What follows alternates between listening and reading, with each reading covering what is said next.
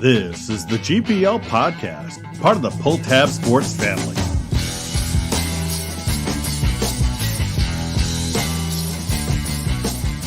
So right away, my confidence is doing really well before that, and then Don goes, "Can anybody on the ice take the penalty shot?" And the referee goes, "No, it has to be Ramsey." And I'm like, "Okay, there's shot 2 to the confidence. That's great." And he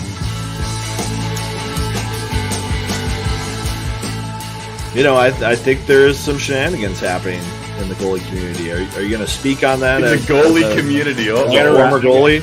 You know I got to ride with Goalie Nation, but Now, here's Jupiter and Vigo.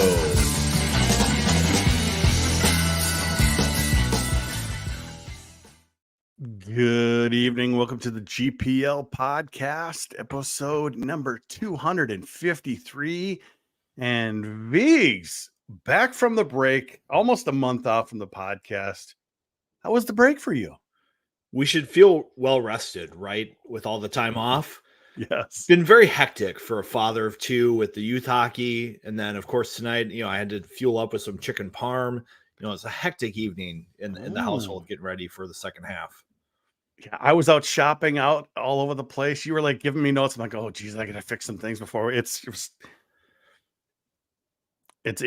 up on you. We're back at the podcast again. And we're at like super full strength tonight. We kind of are. So we've had our 2 guests on individually before, Viggs. This is the first time we've had them together. So we're kind of hoping for some chaos, do you think? Chaos theory. Let's go. All right, let's bring them in. We've got Jack Ramsey and Eric Schierhorn. Fellas, how are you doing? good. Thanks for having us on. Rammer's highlight reel at the start was a little better than mine. That was pretty funny. So I like that one. But he's got better material than I do, so I don't blame you on that one. It's easier when Don rips into me more. Well, it was you kind of ripping yourself because of that old penalty shot you got to take that. Can anyone else take it? No. I don't remember that, Rammer. When was that? Sophomore year against Wisconsin. I was on the PK and I picked off a DDD pass, got tripped on the breakaway, and long story short, Don asked if anybody on the ice could take the penalty shot instead of me. And I think Romanko was on the ice with me, so there's no chance they were picking him over me.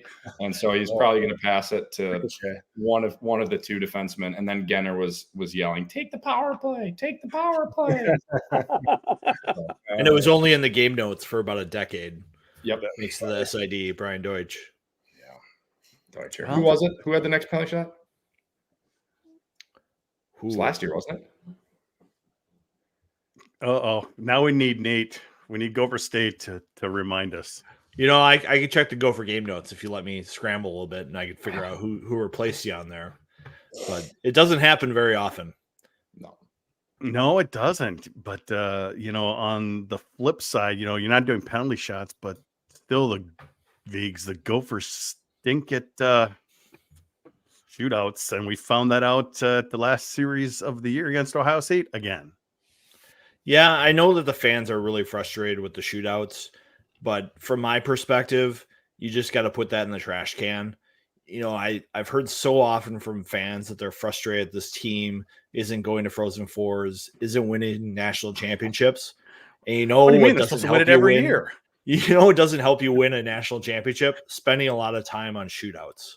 It's just something for a conference title race that Gopher fans have seen locked up by this program many years over the last decade. They're spending their time playing for the Frozen Four. So all this shootout stuff that people talk about, it's just nonsense to me. And, this team has played pretty well. They've only lost 2 games, I think, in their last 2 months. That's pretty impressive overall with all the guys they've had to replace. So I think that's where they should put their focus. Chill Kessel, they don't have that shootout specialist like Jack Ramsey anymore. Fans need to move on. The thing is, though, is Rammer was actually pretty good at shootouts. In practice. Yeah, in practice. I never saw we're hearing that from Coach Moscow, all these guys, they do pretty good, in practice. And, and then all of a sudden some weird defenseman will come up. People are like, what is he doing this for? And then Matsko will say, Viggs, hey, he won it in practice. Yeah, what would you guys say is the biggest difference? Rammer as a shooter, Schierhorn as a goalie, going from practice shootouts to game shootouts. I had way, way, way more confidence in practice. Like I would stop at the hash marks and stick handle, and like be fancy with it, and it would work.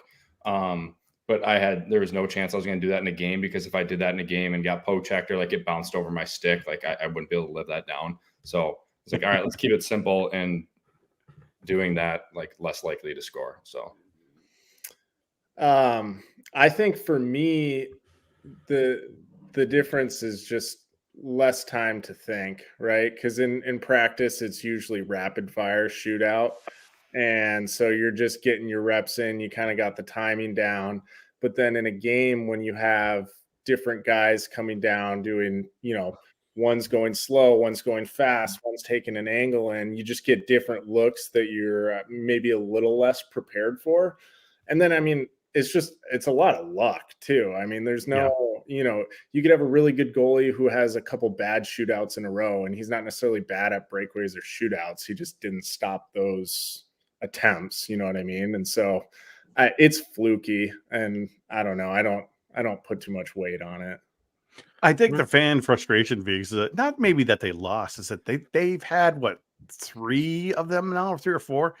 They haven't even scored, not once. And it doesn't matter who they put out. They put out the guys who score lots of goals in the games, like Rhett Pitlick and Jimmy Snuggerud, and they don't score. And then you throw out guys like Cal Thomas. I heard Max Rudd won the shootout the other day for practice. If they throw out those guys, the fans get really upset too. So I think it's just a lot of luck, and like Eric said and Jack said, it's different than practice. In the NHL, when there are a lot of points at stake in the shootout, you start to build your books just like you do in soccer, where you look at goalies and you look at their weaknesses in shootouts, and you look at shooters and look what they try to do. You put a little more focus in it, because it sort of matters whether you make the playoffs or not, or what seed. But in college, it's not really that important. The Pairwise isn't looking at these shootout wins and losses for anybody. So I don't think the coaching staff is looking at it either. Well, it did cost them a point there at Ohio State. So they took 4 points out of 6 points. Viggs, do you have any thoughts? It was a month ago almost. Any quick thoughts on that series? Well, I just thought they played okay in the second game against Ohio State. You just didn't see the offensive ground game really take over. Too many one and done situations for my liking. That's something this program needs to take that next step, is be able to generate offense from in zone possession and creating second chances and connecting shifts together. We've seen it at times for this program where teams can get on a run with that, but we're not seeing it consistently with this group. And of course, the program was pretty run down. There's a lot of little nagged injuries that were affecting players coming down the end of the first half. And I think the fans probably don't know the number of injuries guys are dealing with. And then again, in that last game against Ohio State, Hughlin goes down, Moore goes down. So they don't really have the centers who can drive that kind of possession, playing consistent shifts in that game. So I think that was a big impact. So being able to turn the page the second half should be good for this group. All right. They have a long month off. You guys both did this. Jack, what's the first thing you did when that first half of the season was over? Oh, Christmas break or whatnot. Just get home. Probably get home and get up to the cabin with the family. It's just rest and recharge.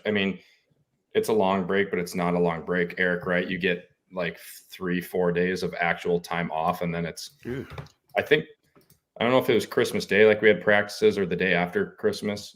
There's a stretch, where you get a break in games, but the players aren't off as much. So kind of on the coaching staff to keep things light and fun, that, when you're actually off, so guys can get a little rest in the mind. So you found it, Viggs? Yeah. Last Minnesota penalty shot was a miss by Jimmy Snuggerud. Hey, he missed. I missed. Same players. Happens to the best of them, Rammer. Yep. Oh, yeah.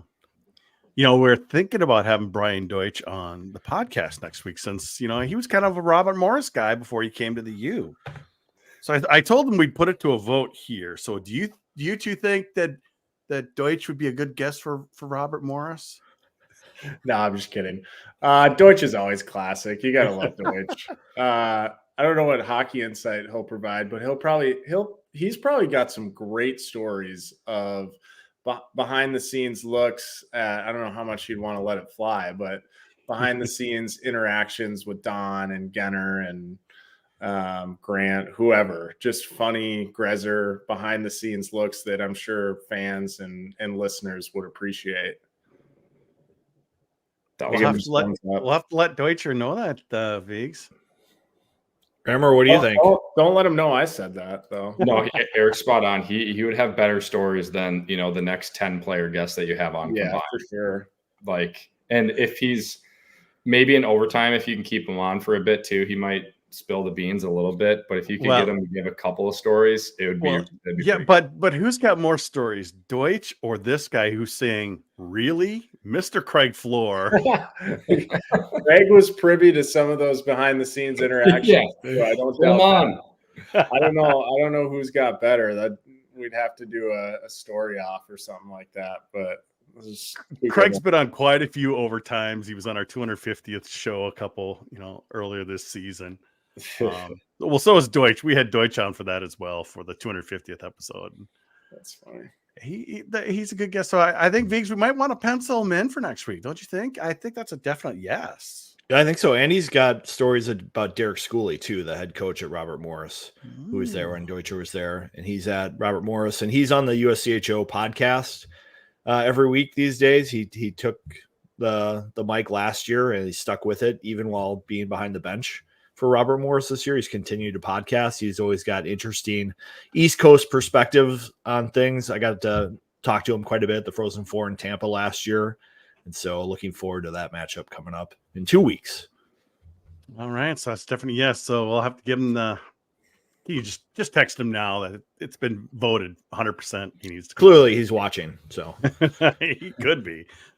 Viggs, we had the month off to come back, play an exhibition against the U18 national development team. They've actually fared pretty well recently against that team, where that team has been known to do pretty well against colleges, and they had just beaten North Dakota. But I would say that was a pretty successful evening this past Monday night. Well, I think the biggest thing for me was looking at Airy as a goaltender in a game. I always think it's so difficult to evaluate goalies in practice. I remember when I was helping out with a high school team, the head coach would be like, "So who do you think the goalie should be this weekend?" And it's just like, oh man, I don't know. It's like, this guy's a better battler. I think he handles adversity more. Technically it's hard for me to really evaluate, if they look smooth and athletic and have their agility and are not giving away goals, it's hard to evaluate. So getting Airy between the pipes in front of some fans and able to make some saves. And he actually saw a lot of rubber against the development team, and he did himself proud. I think it's difficult for a goaltender to basically not play for 6-7 months in game action and then just get thrown in the fire like that, because there is a lot of talent in the Ann Arbor program. Yes. Eric, Mr. Schierhorn, I should say, since we got too many Erics here going on right now. A lot of times in exhibition games, they like to rotate the goalies. Maybe if you have 3, you'll play one a period, maybe you split halftime. This time he played the full game.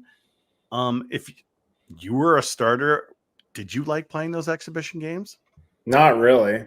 There was basically nothing to gain, and I wouldn't say everything to lose. That's a little dramatic, but there's not much upside to these games for the whole teams in general, but especially the goaltenders. I mean, as a backup, and someone who hasn't played yet, it's great for him to get touches in. And if it goes well, it's like, okay, we got something here, and maybe you can get the inside path to being the starter next year. But as a starter, it's like, I mean, you don't not want to play him, but you're like, this game doesn't really do anything for me. And I've actually been on his side of it. In my senior year, when I was riding Pine, I played the full game against the U18s it was in Plymouth, but in Plymouth, and I played well, so it was fine, and it was good, honestly, to get in there and get touches in and gain some confidence, really, because when you don't play, you kind of lose it.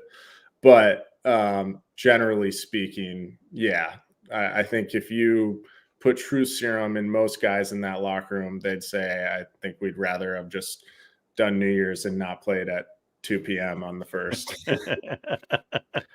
I think sometimes there's probably a coach that sees that game on the schedule and is like, yes, my guys are going to have to behave themselves the night before. They're going to be the coach before 10. Lock them in. But whatever. It is what it is. What about you, Jack? What did you think about these exhibitions? I think they're kind of good for the Gophers, especially with the guys gone at World Juniors, just to get a good look at the team with the guys gone and playing pretty well against the National Development Program, who's obviously fared well against BU and North Dakota. I mean, they could probably make the NCAA tournament as a college team, right?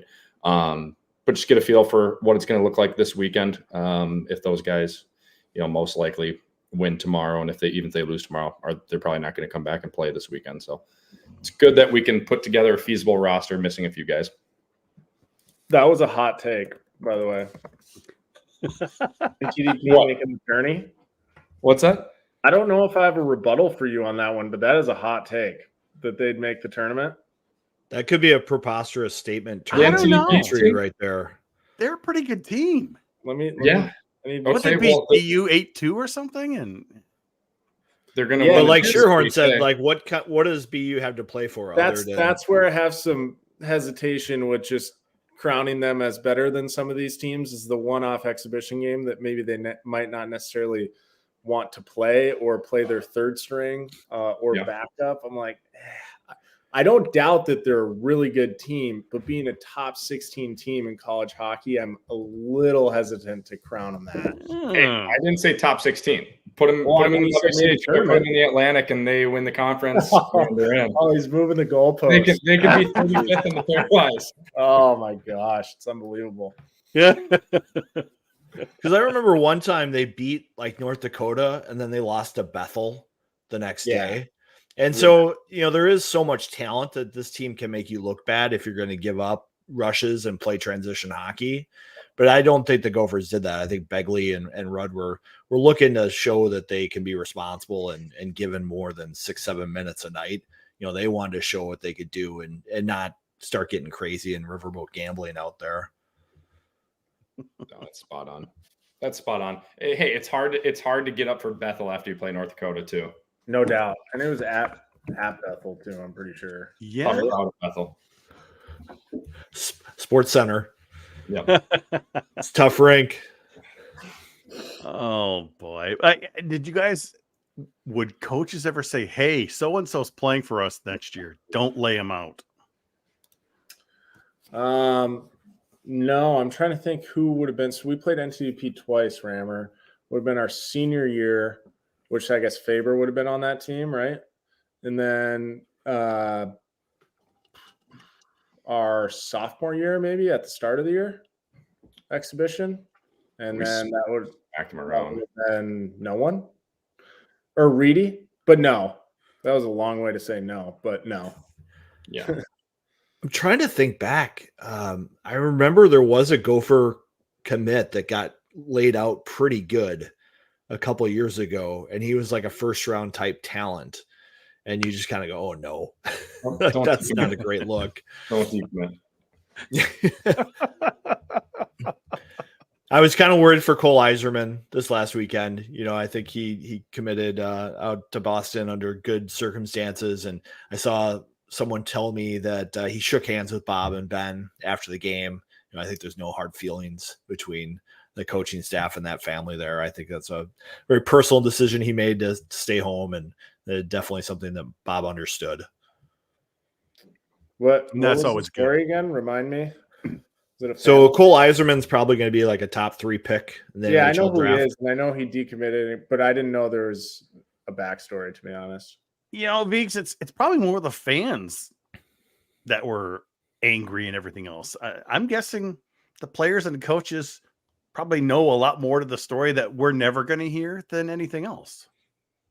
Yeah, I think it's always tough when somebody leaves home and, he's got personal reasons why he wants to stay back in Boston that weren't really there when he committed to Minnesota. I think he just saw what was happening with Cooley and Nyes and was like, I want to be a part of that. And then, as it got closer and closer to actually sign the NLI, he realized that being home close to his family was just so much more important. And he didn't want to put his family through all the stress of trying to travel out to Minnesota to see him play. It's so much easier for them, especially if he's going to be a one and done or maybe a two and done type player anyway. So, yeah, no big drama. No, I'm glad that's the case because he sounds like a good kid, and like I said, they're kids, Vigs. Exactly. I mean, Brock Faber, when he went to the program, he realized how much he missed home, and when it came time to commit, he talked about, I wanted to be closer to my family. And I didn't really know that when I was 16, but after being at the program for a while, I realized the best thing for me was probably to stay close to home. And so that was his decision. Definitely understand it for Yzerman. Definitely. All right. We need to take a little break here and hear from our sponsors. Jake Middleton here, Director of Hair and Hygiene for the Minnesota Wild. How did I get this important role with the team, you ask? I'd like to think it was because of hard work, but the truth is, I run hot. Yep, I'm a sweater. In my role as Director of Hair and Hygiene, I'm sort of like a player coach. Let me pull out the grease board here. Well, it's not actually a grease board, because there is nothing dirty about Duke Cannon. How do I help the guys stay squeaky clean? Helpful reminders. It's simple. Tarps off, Duke Cannon on. Say it with me. Tarps off, Duke Cannon on. Tarps off, Duke Cannon on. Pick the scent that suits you. Sawtooth. Thick body wash. Extra thick. And my favorite, Midnight Swim. Tarps off, Duke Cannon on. Duke Cannon. Work harder, smell better. Are you tired of the same old fundraisers? Paying $15 for a stale bag of popcorn, chocolate candy bars melting in your car, and more frozen pizzas than you have freezer space. Introducing Ferda Fundraisers, a fundraising company with as much personality as the people who play the game. Lift big, throw gas, Yeah. dingers. Big dump for the boys. Choose from great products made by local companies, flexible plans built around your needs. Sell how you want and be supported from start to finish. Deliver max return without charging people a fortune. It's never been easier to support your community. Ignite your fundraising with Ferda Fundraisers. Ferda Boys, Ferda Girls, Ferda Community, Ferda Fundraisers. Of course, a big thanks to Duke Cannon and Ferda Fundraisers for sponsoring the GPL podcast. All right, let's bring them all back. A lot going on this time of year, Vigs. World Junior Tournament kind of dominates everything because it's the biggest tournament out there. It really is. And as Jess Myers reported today, it's coming to the cities. That's right. I've been waiting for this for a long time. I always loved the World Juniors. It was such a huge deal in Canada. It's finally started to migrate its way south to where it's a big deal here in the U.S. I think now that the Ann Arbor Plymouth program has really taken off and set them up for success in this tournament has made a big difference. And it's just some of the most exciting hockey because this is an age where those players make a lot of mistakes. And there's a lot of transition hockey and there's a lot of offense and anything can happen. As we saw this year when Canada got knocked out, in a game where they pretty much controlled the last 30 minutes, one bad bounce and the goalie overcommitted to the shot and had no chance at the deflection. And now they're out and it's looking pretty good for the four Gophers who are still out in Sweden. They've got Finland tomorrow and then we'll see what happens in a potential medal game because they do play two games regardless. So they either play for gold or play for bronze. So it's going to be an exciting time here. So that's going to be in around Christmas of 2025, and it's the 2026 tournament. We played at Mariucci and at the Xcel Energy Center. I'm guessing a lot of practices at Ritter and maybe even Tria. It's going to be a huge event. I'm excited for it. Vigs, do you think we'll be able to get some credentials for that? It might be tough. I don't know. We'll see what happens. I've heard some other talk when they pitched the idea that they might have games at other locations as well, and not just the 2 sites.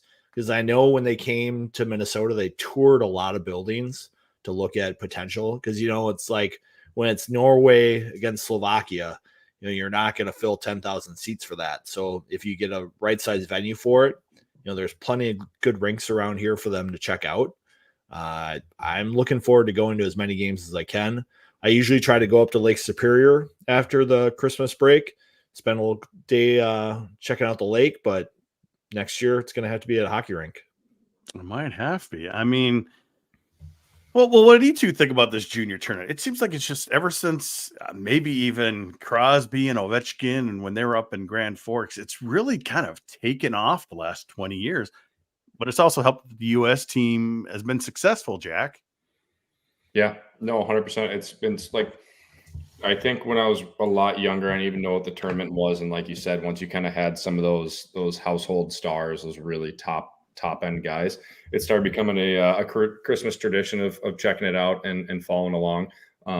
This year, it's a little bit easier time-wise to follow along. And next year's going to be really special. Eric, same thing. I usually get up to the cabin, but I think I'll probably try to stick around for a few games and catch that. And that'd be really, really cool to be able to catch some of those games at Mariucci. That'd be a cool combination. Yeah, it's going to be the 50th anniversary for that season. Vigs, do you actually next year for 2025? Probably next year it's in Ottawa. Next year, Ottawa, Canada. Sorry. Yeah. Okay. So 2 years. Yeah. Sorry, I jumped the gun on that. No. Well, the thing is, it starts at the end of 2025, but it's the 2026 tournament. So basically 2 years from now. Did you guys ever go to the camps where they started kind of tagging guys for that level, where you were competing with players maybe to look at getting an invite to play for USA in any kind of international events? Rammer probably did, but I didn't. I did my 17-year-old year, just the national camp thing. I mean, I tried out when I was. Well, hold on though. You're talking about that, or are you talking about something else? Talking about, or are you talking about like the summer camps where they bring like 35 guys in, where it's like, okay, this is basically the pool that we're driving. I didn't sniff that. I didn't sniff that. No.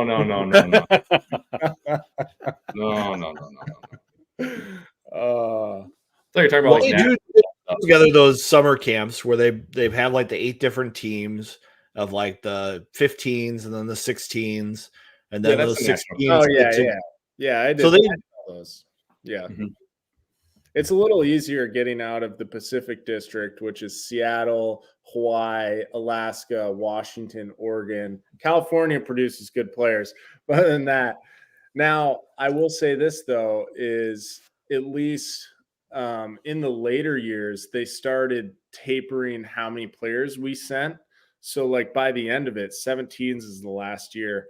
And by the end of it, Pacific District was sending like 8 people. We were sending like 1 goalie, 3D, and 4 forwards type of thing. So that made it a little harder. But still, I'd rather be going out of the Pacific District as opposed to Minnesota.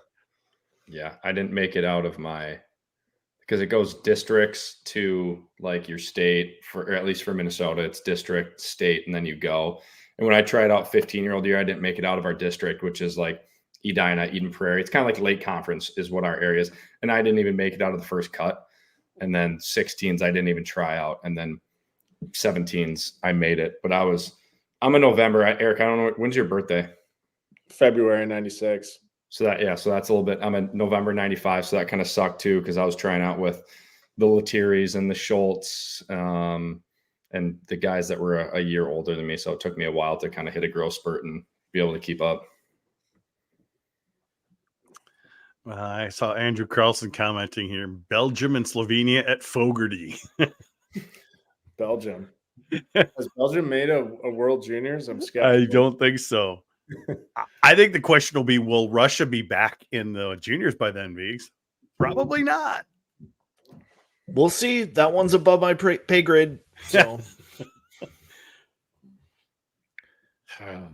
It's going to be interesting, though, because I think that the Finland team has really upped their game recently. They started out kind of slow, lost to Germany. I think they lost to Canada, too. But then they kind of turned it on late, Vigs, beat Sweden, beat Latvia, and got in. And this is one of those tournaments where you get a young group of players together and they can get hot and find some chemistry and make some things happen. I have been impressed with the U.S. team. I think they've generated a lot of offense throughout their entire lineup. I feel like their special teams have been pretty good, and both goalies have been okay. I think they'll get tested more in the next two games that they play, but they've got two good ones. Augustine has been really good out of Michigan State, and Fowler as well.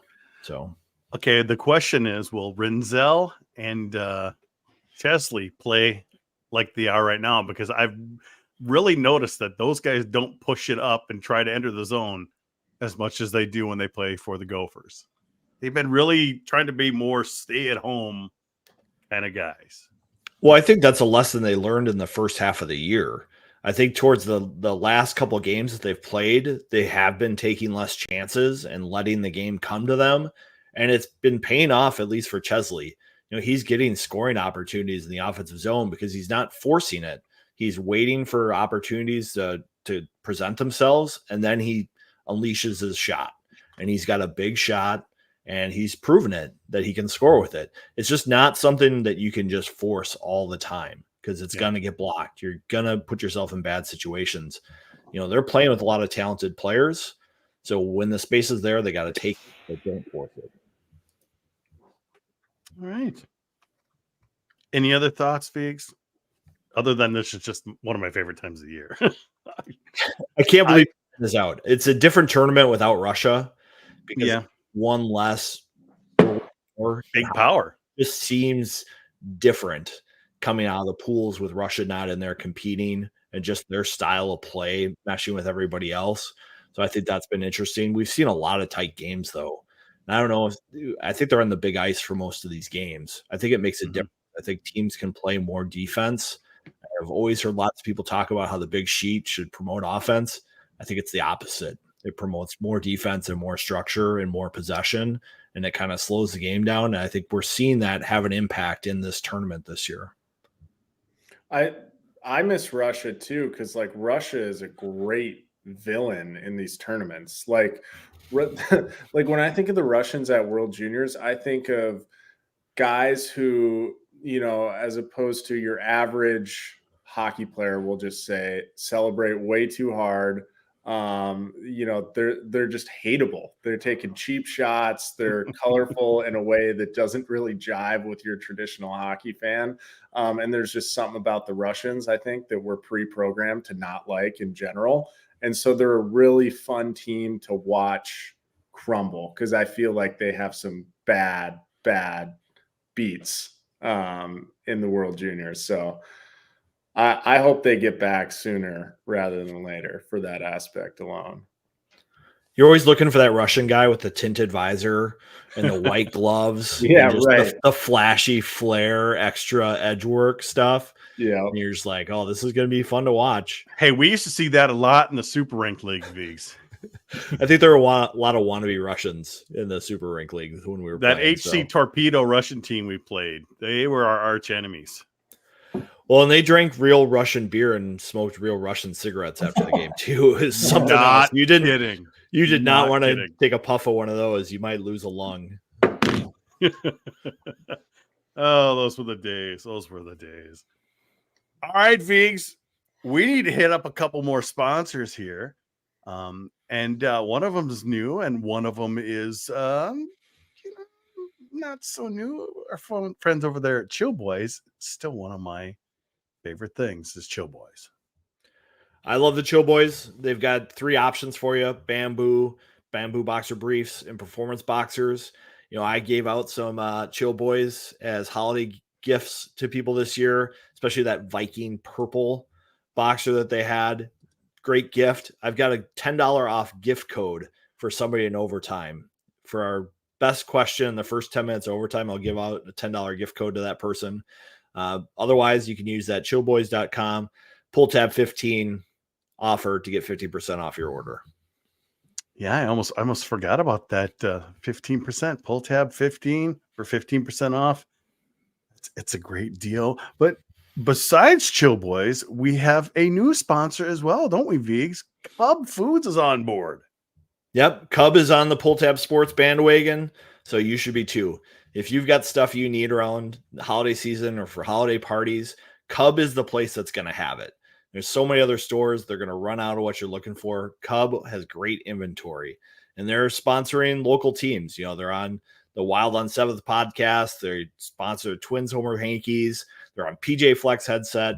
Maybe they should be on your agenda as well. So check out Cub, everything you need.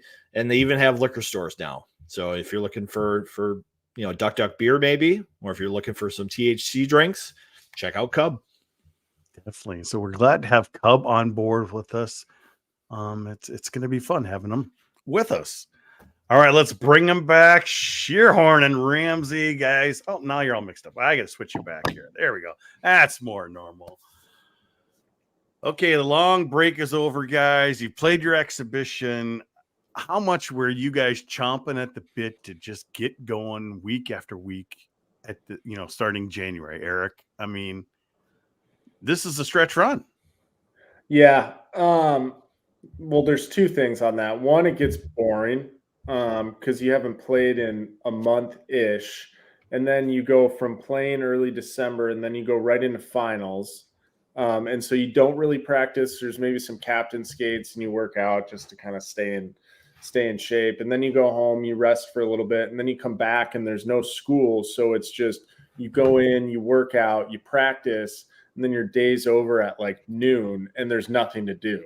And so there's no one on campus. It's dark, it's cold, it's snowy.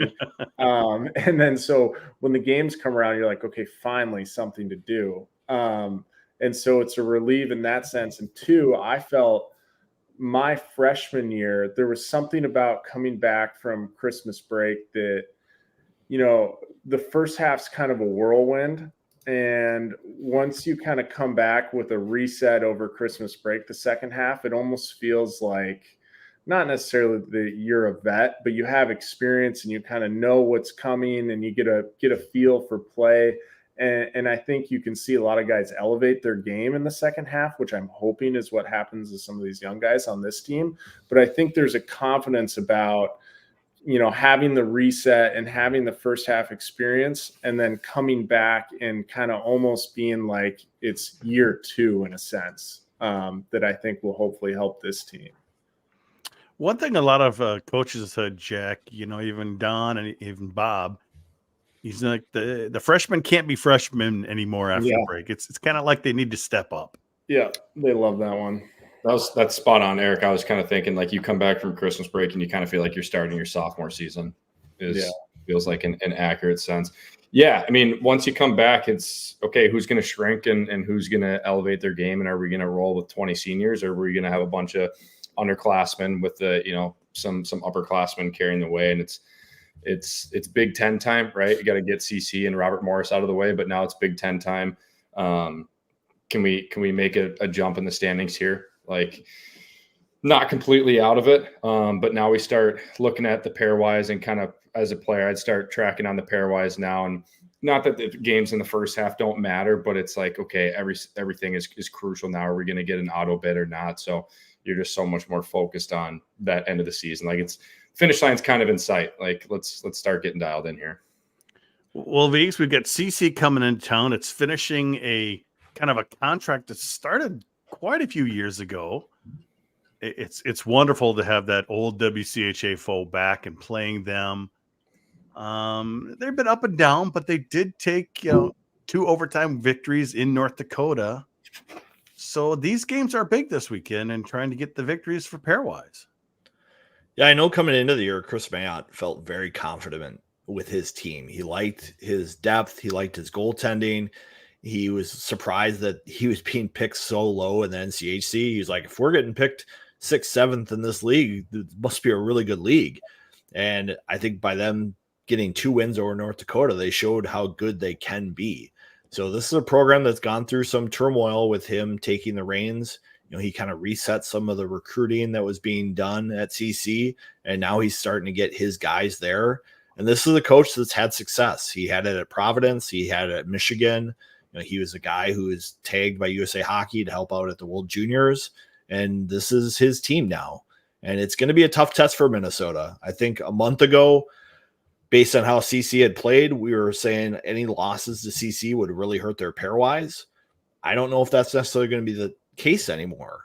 And they're going to get a tough test in those 2 games. And I think one thing about this weekend, it's where the coaching staff starts to tighten the reins on their players. I think that first half, it's show me who you are. Let's see what you can do. We'll give you the freedom to explore your game and put it out there.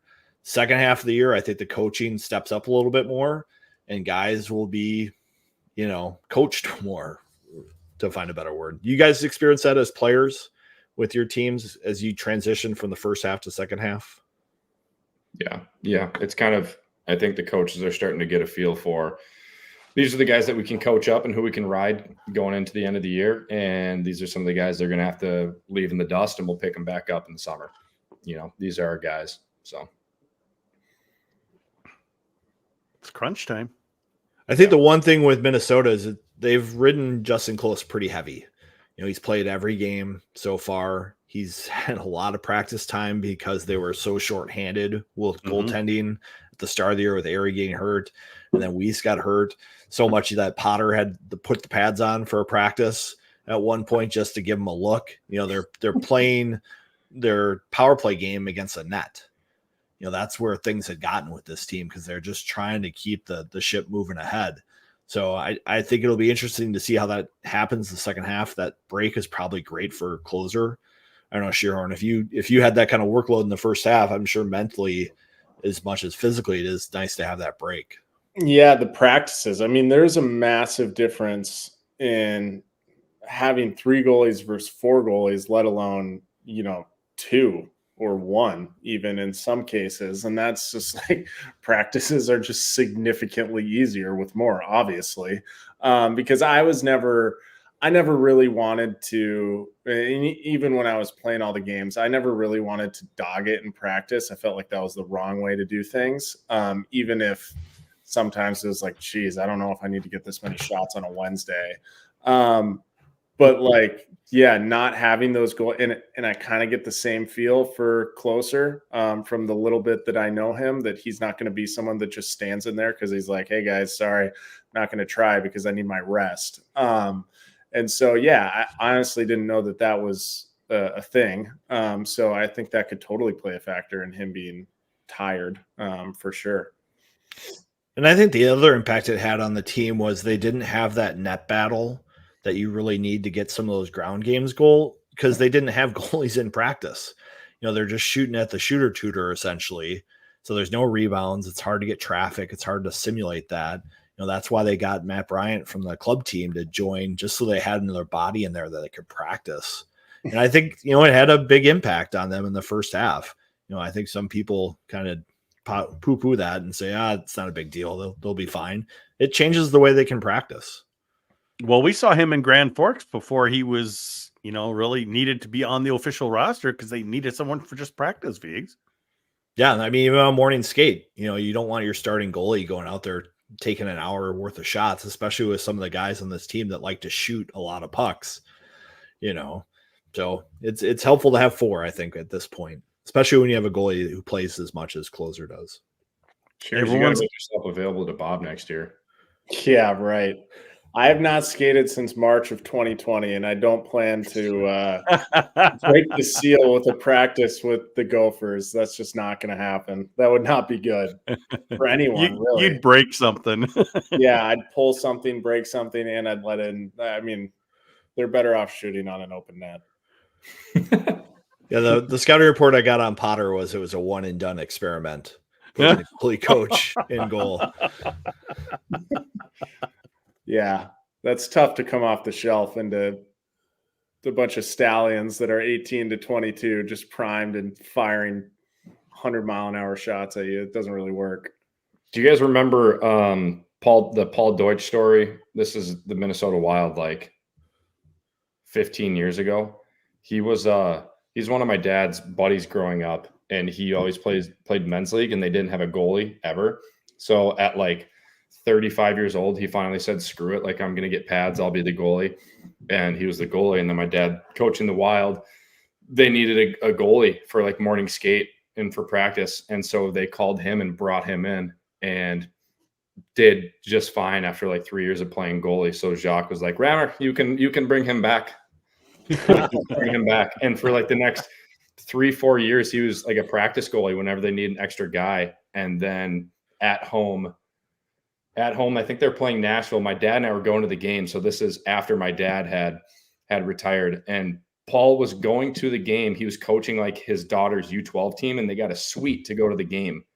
And the goalie got hurt like in morning skate. So they had Paul dress for warmups, and he was the backup goalie on the bench until the guy, I think it was Houston, then got there from Houston. So like the ultimate perfect timing that he was on the ice for warmups with his daughter's team in the crowd. Oh my God. And he started playing goalie at 35. So it's never too late, guys. It's never too late. For me, it is. I'm about to turn 45 here on Friday, so I will not be putting on pads at this stage of my career. When? Vigs, I know the fans are going to want to know, are the players going to be back from Sweden? Are the players going to be back from Sweden? Are they going to play? It's always up to them, usually, isn't it? Yeah, Bob's philosophy on this, if they're back on time and they have their gear and they want to play, he's going to let them play. You know, he's not going to say, no, I don't want you to play if they say they want to play.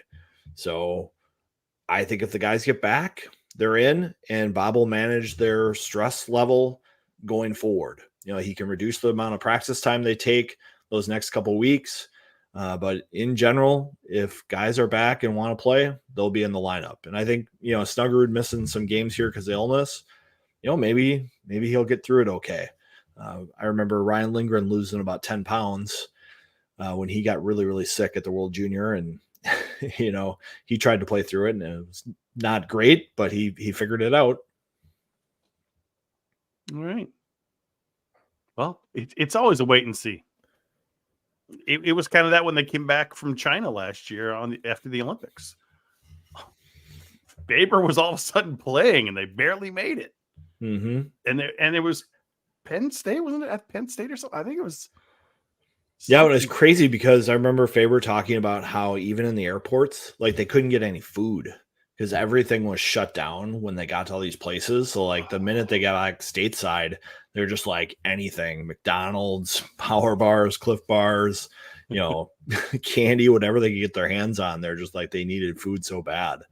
And I think, was it Nyes, his equipment didn't make it back, and so he couldn't go. So, yeah. You know, it's going to be unique circumstances for all of them, but they'll be coming off of emotional high any way you look at it. They want to play, right? I was going to say, you take a really tired and jet-lagged Snuggerud over, and this is no offense to who would ever come out of the lineup, but you're putting that guy in the lineup, and Chesley and whoever else. Can't disagree with you there. Yeah, that's just the way it goes. Yeah, it's such a shortened season. You don't, at the end of the day, you don't play that many games, right? No, you really don't. Guys coming from playing juniors and whatnot, and what you're used to, and if the conditioning is there, they want to play at the end of the day. So, and they're not 35 years old; they're teenagers. No. Yeah, that does help a lot. 100%. 100%. So what do you want to see from this Gopher team this weekend, Vigs? You know, obviously Bob wants to start locking things down, like you mentioned. They should do well, but we kind of want to see it, don't we? Want to see that ground game. You want to see guys start to learn their lessons and apply them in the game. You know, one of the things Bob's been frustrated with is the guys practice so well Monday through Thursday, executing what they're trying to implement in their game plan and their systems. And then they get in the games and guys are just forcing plays that aren't there or taking shots that feed the other team's breakout. And it's just stuff that they don't do in practice, but when the games happen, they start to pop up. And I think that's one of the things that Bob is getting frustrated with and wants to see them correct in play. And the only way to get through that is by playing games. And I think it's important for them to get off to a good start here, because while CC's better in the pairwise right now, Minnesota needs some wins. They've had so many ties right now. They're putting themselves kind of in a dangerous spot in the pairwise where, they might have to go play North Dakota in the first round regional in their first game, even. So that's not really a place where you want to be. Anybody want to predict this weekend, or is it just not a big deal when it's CC? What do you want to predict this weekend, Viggs? There's no points on the line. You got to predict. What do you mean? Part of the show. I got to look back after this too, if we can bring up the historical records of what my record is. I think I predicted 2 sweeps, so I'm for sure not right. I think I just roll with the sweep every time. I mean, yeah. I think I might. I'll throw my prediction out there. I'm going to predict the sweep. Shocker. What I would like to see, though, is I was looking at their previous games before we got on here, and the Gophers have been outshot in 6 of the last 7. And if you think back to those games, it feels like Close has had to make a lot of 10-bell saves to keep them in it. I know you talked about locking it down, Viggs, but having a clean win where, they give up 25 shots and less than 5 grade A's feels like it hasn't happened this year, or at least hasn't happened in recent memory. And so, taking care of what I would say is a lesser opponent. I know they beat North Dakota twice going into break, but if you look back at their schedule, they don't have any good wins besides that. I mean, they beat Union and they swept Miami, and they beat Long Island or something like that. But they really don't have that many quality wins against, whoever they play that's a decent team, they're losing to. So this feels like a get-right series. I think it could be a get-right series, but that's also a trap historically for the Gophers. That's true. When you start thinking this is a get healthy, get points, get feeling good, create offense, that's when you get into trouble. When you have a team that goes, okay, this is going to be a rock fight, the offense is going to come to us from hard play. That's the kind of mentality I think they need for the second half.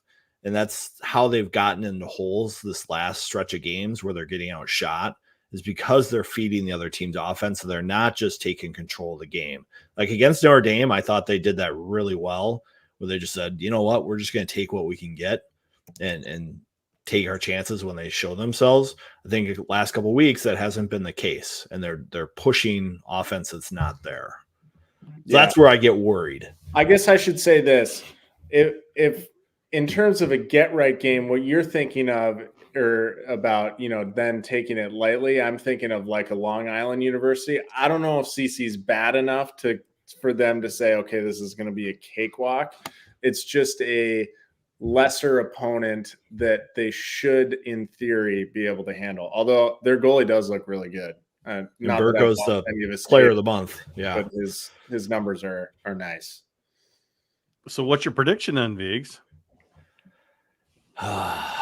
Ooh. You're gonna make Mote mad if you don't pick sweep. I know.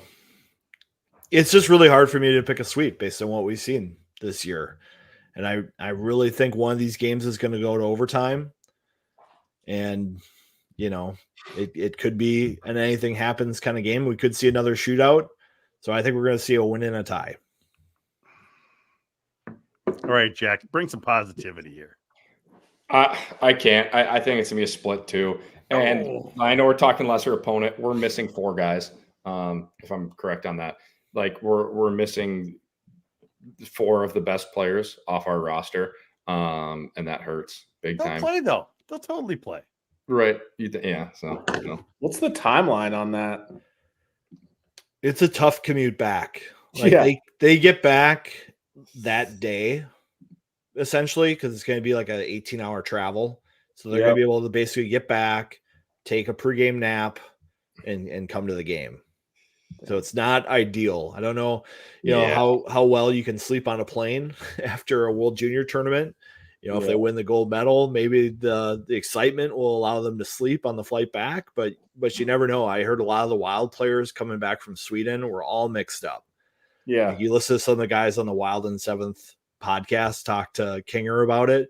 It's just like, it's hard to adjust the time there, and then coming back, it was hard. And, you do all these things to try to set yourself up for success, and it's tricky. And maybe just that first day back, it's easy because you can just get through it on adrenaline, but we'll see. Snuggerud only needs, a half seconds to get his shot off, but Renzel and Chesley, it's a little bit more of a demanding game for them.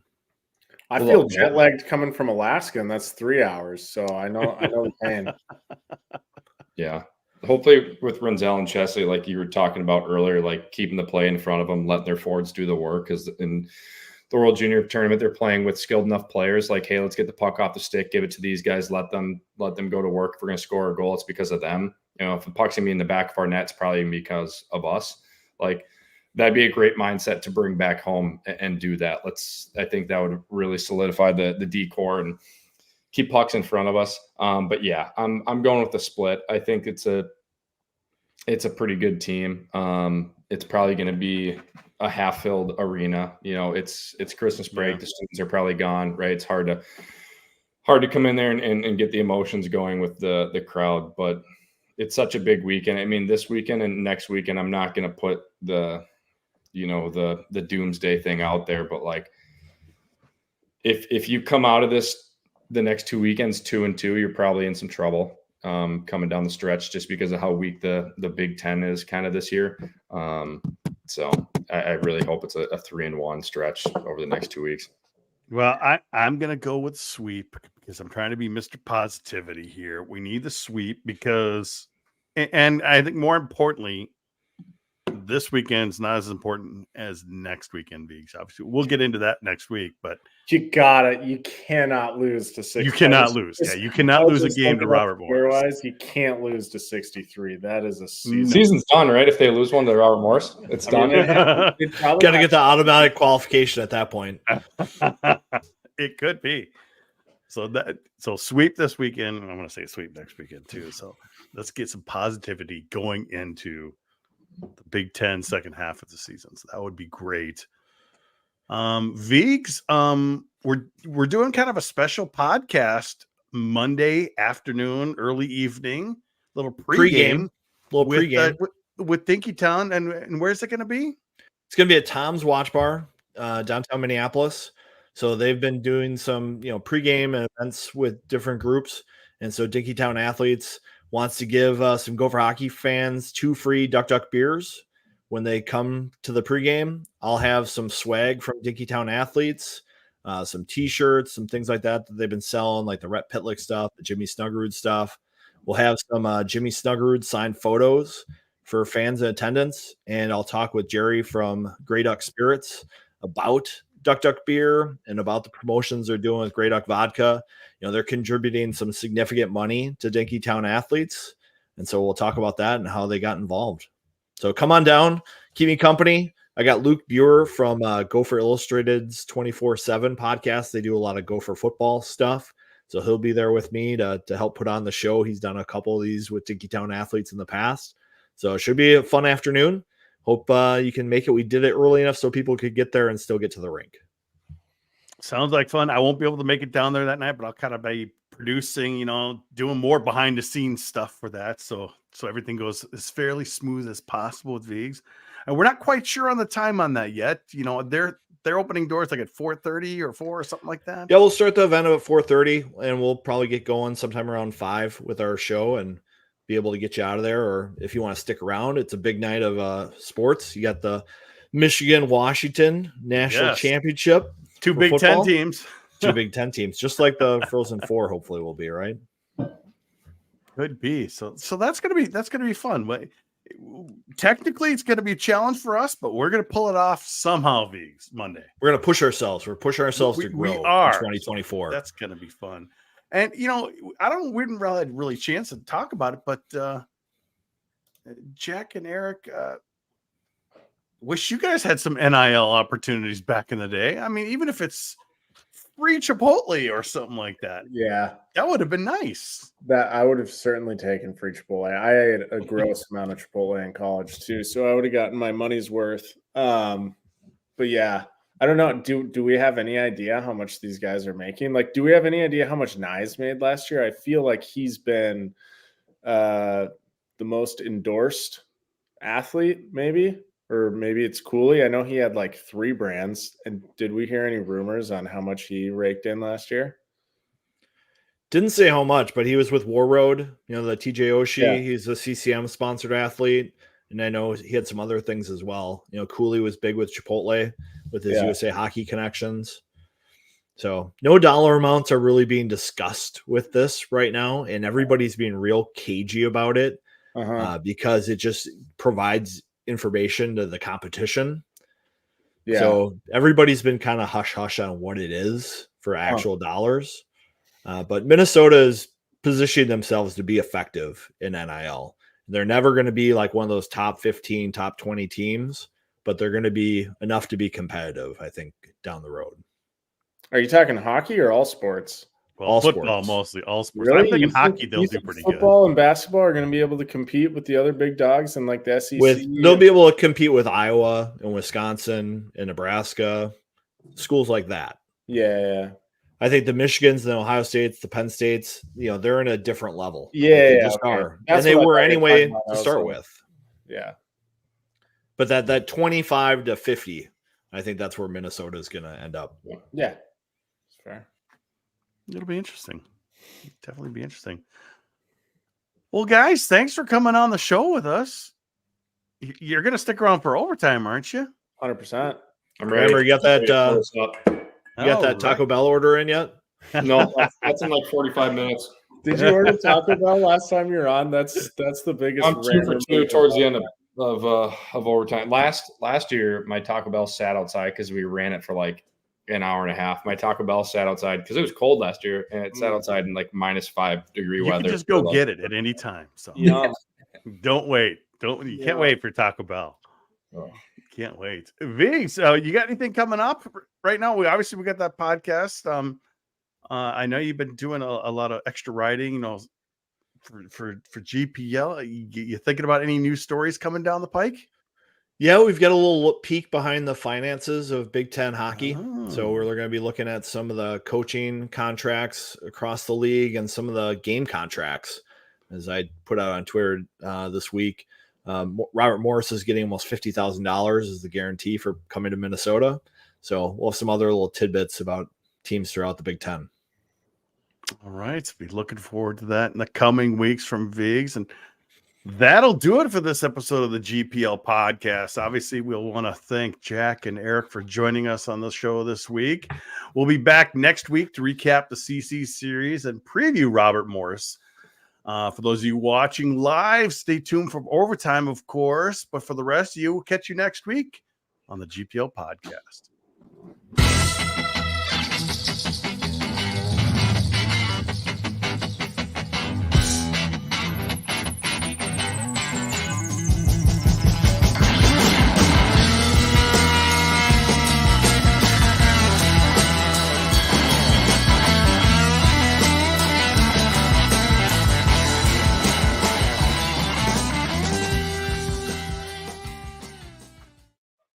Okay, this is funny. They all left at once to go get a beverage. And they all just got back. I'm ready. Look at that. It was complicated tonight. I had a busy household. I had to do the chicken parm. My wife was at book club. It just was complicated here.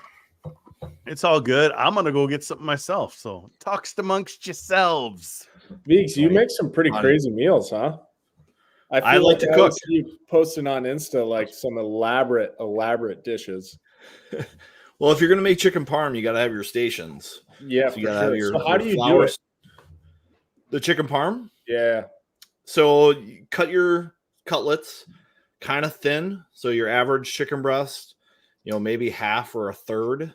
Yeah. You cut it kind of even. And if it's a little uneven, kind of pound it out so it is a little more even with your plastic wrap and a hammer. And then you put it with some salt first and let that have like a 30-40 minute set to kind of pull out some of the moisture of the chicken. And then you add your seasoning. So I like garlic, oregano, red pepper, fennel. Okay. And then you kind of give it a little flour to totally dry it out. Yep. Then you put it in your egg wash. Okay. So beat some eggs, put them in a pan. So coat it with your egg. Okay. So that's station 2. Then Yeah. the third station is your breadcrumb Parmesan and maybe a little extra seasoning. I like to put my red chili flakes in there. Okay. Good. So you get that in and you cover everything with that. And then you gently lay it into some olive oil so it's sizzling. Yeah. And you got to wait until it gets brown enough.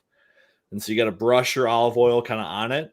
And if it releases clean, that's the time to flip it over and do the other side. Well, hold on. Walk that part back. Are we talking about crusts on chicken? No, we're Yeah, talking for about having chicken parm. Chicken parm. I needed 5 seconds to know what you were talking about. So okay, so you put it in, and how do you know when to flip it to the other side? So if you kind of pull it just a little lightly and it comes clean, Yeah. it's cooked enough to flip it over. When you say comes clean, what do you mean? You can just kind of pull it and flip it. So it's going to be cooked well enough so that the crust doesn't just peel off. If you do it too soon and you just yank it So off, the you're just going to crust have your crust sitting I see what on you're the saying. pan. Okay, I got you. It's easier if you use a non-stick Teflon deal, Yeah. but I use cast iron usually because it has more heat to it, so it sears Yeah. better. But then you got the whole cleaning bit with the cast iron. That's I just don't know if I have It's not patience bad. for that. No, it's just scrape, scrub, and then give it a little bit of oil. See ya. Yeah, and then make sure it's dry. Yeah. All right. All right, and then you flip it over, do the other side, and it releases. Put it on like a rack on a sheet pan, and then you cover it with some whole milk mozzarella. Put it in the oven at 350 for about 10 minutes, and then flip on the broiler for the last like 3 minutes and get the brown, like charred mozzarella on the whole milk. It works great. If you get the part skim stuff, it doesn't work as well. Or if you have the fresh mozzarella, it doesn't work as well. But the whole milk is key. And then you have your chicken parm. Wow. So that's the breakdown. Eric, we're only 5 months away from you coming over and us breaking out the Blackstone. Or do you not have one? Do you not have one right now? Because in theory, I could come over right now. Yeah, it's still chilly. Tidbit for you guys, Eric. I got a house like 6 months ago, and now Eric lives about a mile away from me. Yeah. Maybe we should do a live show from there. We're practically neighbors. Over Yeah, at Park Tavern. We're both like a couple minutes away from Park Tavern. that's true. That is our local watering hole. I think a summer show. With Off bowling season. in the background. And my girlfriend's texted me here, Vigs. She says you need a cooking show. Nah, She would tune in. All right, hold on. Let me zoom in on you. So the beer of the week is what? So this is a Ballast Point. So it's a West Coast San Diego brewery with High West barrel aging. And it's called Victory at Sea. So it's an imperial porter with coffee, vanilla, and these rye barrels from High West. And I figured I'd have something West Coasty with them playing CC this week. Cheers. It's also from 2017. I went with a new bottle of Elijah Craig. That's good stuff. I like that stuff. I'll bring my game this time. Oh, nice, Rammer. I like that too. Yeah. That's good living. I did a little bourbon tour for a bachelor party this summer, so I've learned a few things, and my palate. I've increased my palate. Sweet. Actually, It's we got a important. lot of people watching. I see Jess Myers is even watching tonight. Hey, That's chicken parm boom done, and then more Craig Floor. Yes, chef. Craig's been on probably 3 or 4 overtimes, Vigs, Yeah, he likes to come on from the garage. from his garage. That's right. Yeah, it's a good spot. I don't really have that. I just have the office in the basement, which I'm lucky to have. So Who's your guys' most recurring guess? Molesky is the most. That's the Badgers guy, right? Todd Molesky, Paul Caponegri, and we haven't had Mazzocco on for all, but Mazzacco's up there as well. About 9 or He's 10. great. I haven't seen those guys in a while, Frank and Wally. Actually, I take that back. I see Frank all the time in the summer because he comes and takes pictures of our softball league. He does. It's good to see him at those. But I haven't seen Wally in a while. Got to come down to a game. They're always there in the press box. I know. I haven't been to a game this year, but I think Rammer and I were just talking about going to the Ohio State game in a couple Fridays from now.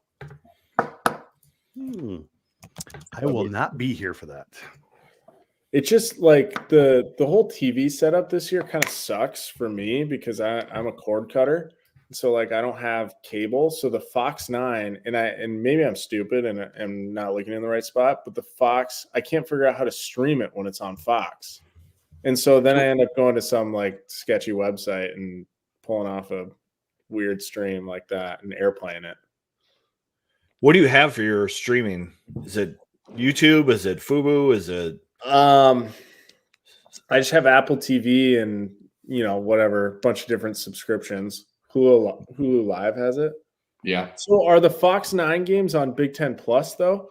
Because I have a login to the Fox Sports app on my Apple TV, and then that's usually where you can find the games. But a couple different times it just hasn't worked. So sometimes. So Big Ten Network games. Those are the network games. Yeah. Are not on BTN Plus, the streaming service. They're on obviously the network or the Fox Sports app. Yeah, I'm good on that. The Big Ten games are easy. I'm good on those. Fox 9 Plus. You see, I have YouTube TV, so I get those Fox 9 Plus games, and I'll get the Big Ten Network games. And then I have BTN Plus, which is the streaming, which I'll give you my Hulu login. But you have to log in on your computer. That's really what I was just fishing for a login. Somebody throw the chat. I probably have like 50 viruses on my computer now because of the sketchy streams. But hey, I tried to give Rammer the streaming for the NHL. I don't know why it didn't work. It wouldn't. I didn't try it on my computer. I tried it on my phone, and then they might be in the chat. Somebody tweeted me a link, and they're like, "This one's working for me." And I clicked on it, and my phone about blew up in my hand with all the pop-ups and viruses and crap. And I was like, "All right, not trusting that person again." Let me see if I can find it here. Yeah, Peacock. Yeah, Peacock will be the road series for Notre Dame. Yeah, definitely. I got that. That one's. What is the link here?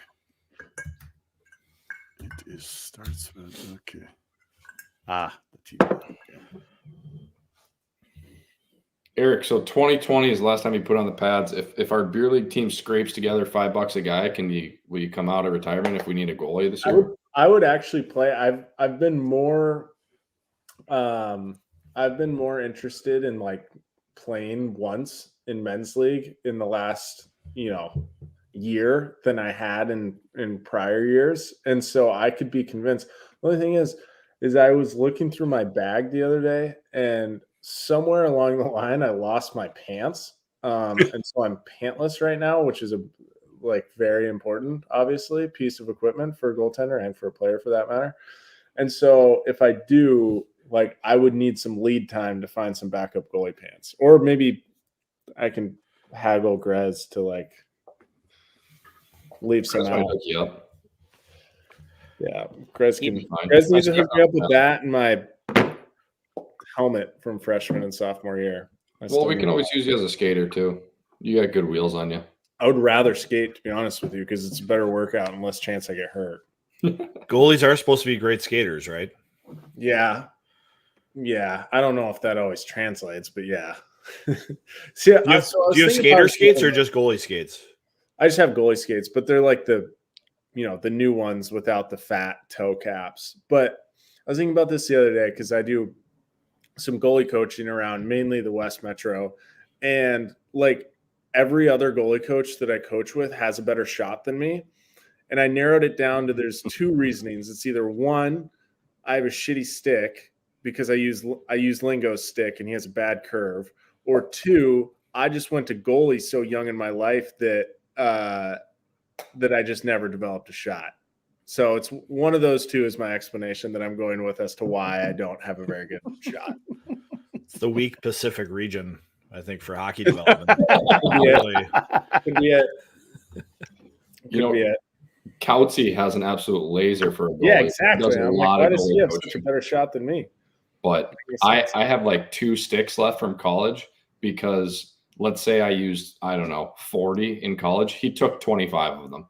Yeah. I would just go in for like a week of practice or on game day, and I had 4 sticks in my rack, and now I have 2. And I'm like, Kauts. He's just plucking them off the stick rack. He's coaching and firing thousands of biscuits a day. I know. Sticks I need to out quick. I need him to hook me up with some of those Bemidji Beaver Warrior twigs or whatever they got going up there. You don't want those. He owes me. Has Eric ever scored a goalie goal? No, I haven't. Have you tried?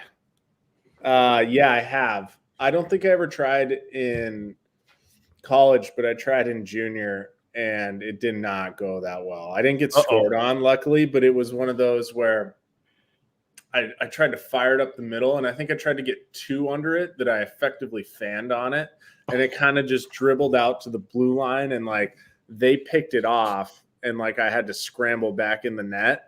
Luckily, I had, my teammates were there to kind of fend them off from getting a clean shot. But yeah, I did. That was how'd the coach feel about that later on?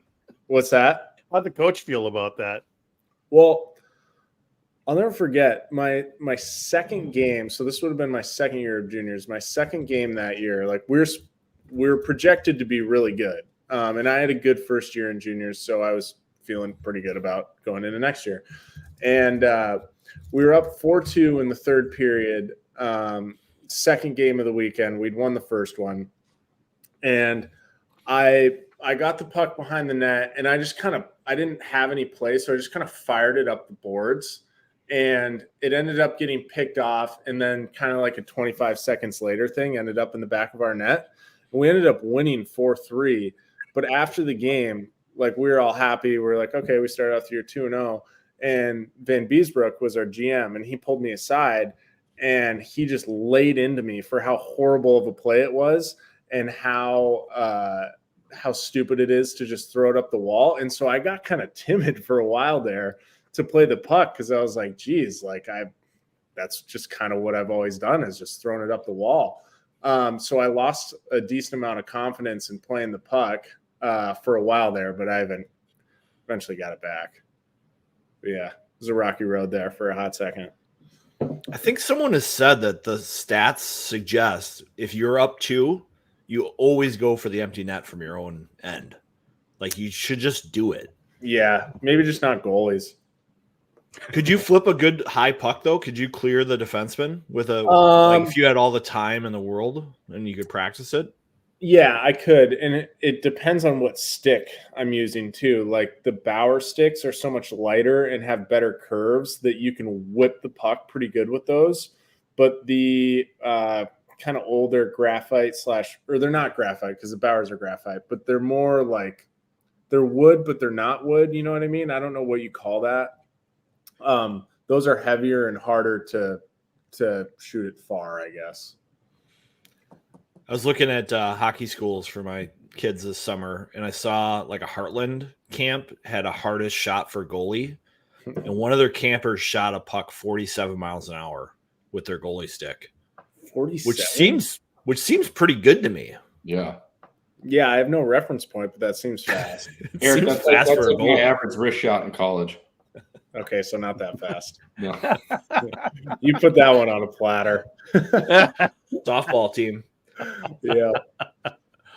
Oh, That's boy. Yeah, Veeks, that's like going for the empty net is the thing now. It's like our Steve Aronson is a coach, assistant coach at Minnetonka, and he played for the Wild and the Houston Astros, and we've been talking about it. It's like if you tried for an empty net in like the early 2000s, like your teammates would sucker punch you, you know, and it was just a no. But now it's like, well, if you can score, the game's done. Like there's whatever. Like let's get a face-off, win the face-off. It doesn't matter. Let's get this thing out of the zone. Especially in high school, you can change players. What doesn't matter. Mm-hmm. I noticed Brodzinski had a few chances this past Monday, Viggs, afternoon. Goalie's pulled. He had puck on his stick in his own zone, and I'm like, just flip it down. He held it too long, and both times he lost the puck. Rare for him. I know, because he must not have been taking the game seriously because of the exhibition. Because if that was a league game, he'd be sniping for that goal immediately. Bob loves to rip him for that. A little bit. Playful. It's playful. Did Don have any puppy dogs on the team that he'd kick every once in a while because it was so easy for him? You mean like low-hanging fruit? Like, this guy's easy to pick on, so I'm going to yell at him? Yeah, and the guy was just like, I don't care. You can say whatever you want. It doesn't bother me. Because some guys, if they get yelled at by the coach, like their dauber's down and they are just going to be quiet as a mouse for a long time. But other guys are just like, yeah, whatever, coach. Like Phil Kessel, he's just like, yeah, thanks, coach. Yeah, thanks for the chirp. Kramer, I'll let you go. Yeah, I mean, it was usually like third or fourth line. It's guys that are like, yeah, same, like you just said, it's whatever. Like, what is Romanko or Ramsey gonna do? They're not gonna pout. Like, it's not gonna affect what they're doing. Like, you don't want to get in the head of a like the special teams guys or something like that. So they wouldn't even like get into guys too. You might just move a guy to like the third line or fourth line for a period or like a couple of shifts, and that's how they send the message, and then they just pull you back up. Well, that reminds me, remember, is you know what they loved doing is, and when I say they, I mean Don and Genner to an extent, I guess. I don't know who was making the call, but they loved to, like, if a top two line guy, let's just say, had a bad weekend, they'd love to start him on the fourth line for practice that week. So, like, yep. I remember our freshman year, I think maybe like even Kluse kind of struggled off the hop. And Don didn't say much to Kluse because he didn't really need to. Kluse always played well and he always worked hard. But I think he got off to a slow start. I honestly don't remember because I was like, everything was a blur at that point. But I do remember him starting on the fourth line for, let's just say week 3 of practice when we were 0-3 and maybe Kluse didn't have any points type of thing. And so I do remember him playing games with top guys like that. Yeah. It's to send a message, but you're like, but then we know he's not going to play. It's like, oh, Kluse is on line 1 again. I'm like, yeah, that's shocking. Yeah. They did that to Gates a lot. But it worked really well for him. They would move him down and play with Romanko and I for like a couple periods or for Friday. What's that? He'd get better because he played with you guys? Yeah, but it was because like we would like just try to go in and bang bodies, and that was maybe what was missing in his game like on the last weekend, and then it would bring his game back up. Or maybe what a guy was missing from their line mates. Like sometimes I see the lines put together and it's like they're just not working. And you're just trying to force it, and then you put a guy with somebody else. Like Rhett Pillick the other day got put with Jimmy Clark and I can't remember who else, but all of a sudden, like everything started clicking for him because those guys were getting him pucks, and they weren't worried about scoring. They're just worried about getting the puck to Rhett, and he's just like, okay, awesome, I'll go score now. Yeah, no, that's an issue for sometimes the first line. There's only one puck, right? Mm-hmm. So nobody wants to be the one who has to go get it. Everybody will get theirs if you go get it. It's the way to look at it. Kluse was my favorite post-game quote guy. Really? Did he have good quotes? I remember, didn't he get in trouble our freshman year when he said something was like, I think I remember us having a talk. It was maybe the same like I just referenced. We started 0-3. And he said something like that was embarrassing, or we embarrassed. No, one time he even said we played like shit. He cursed a couple times in the media scrum. That's good. Love that.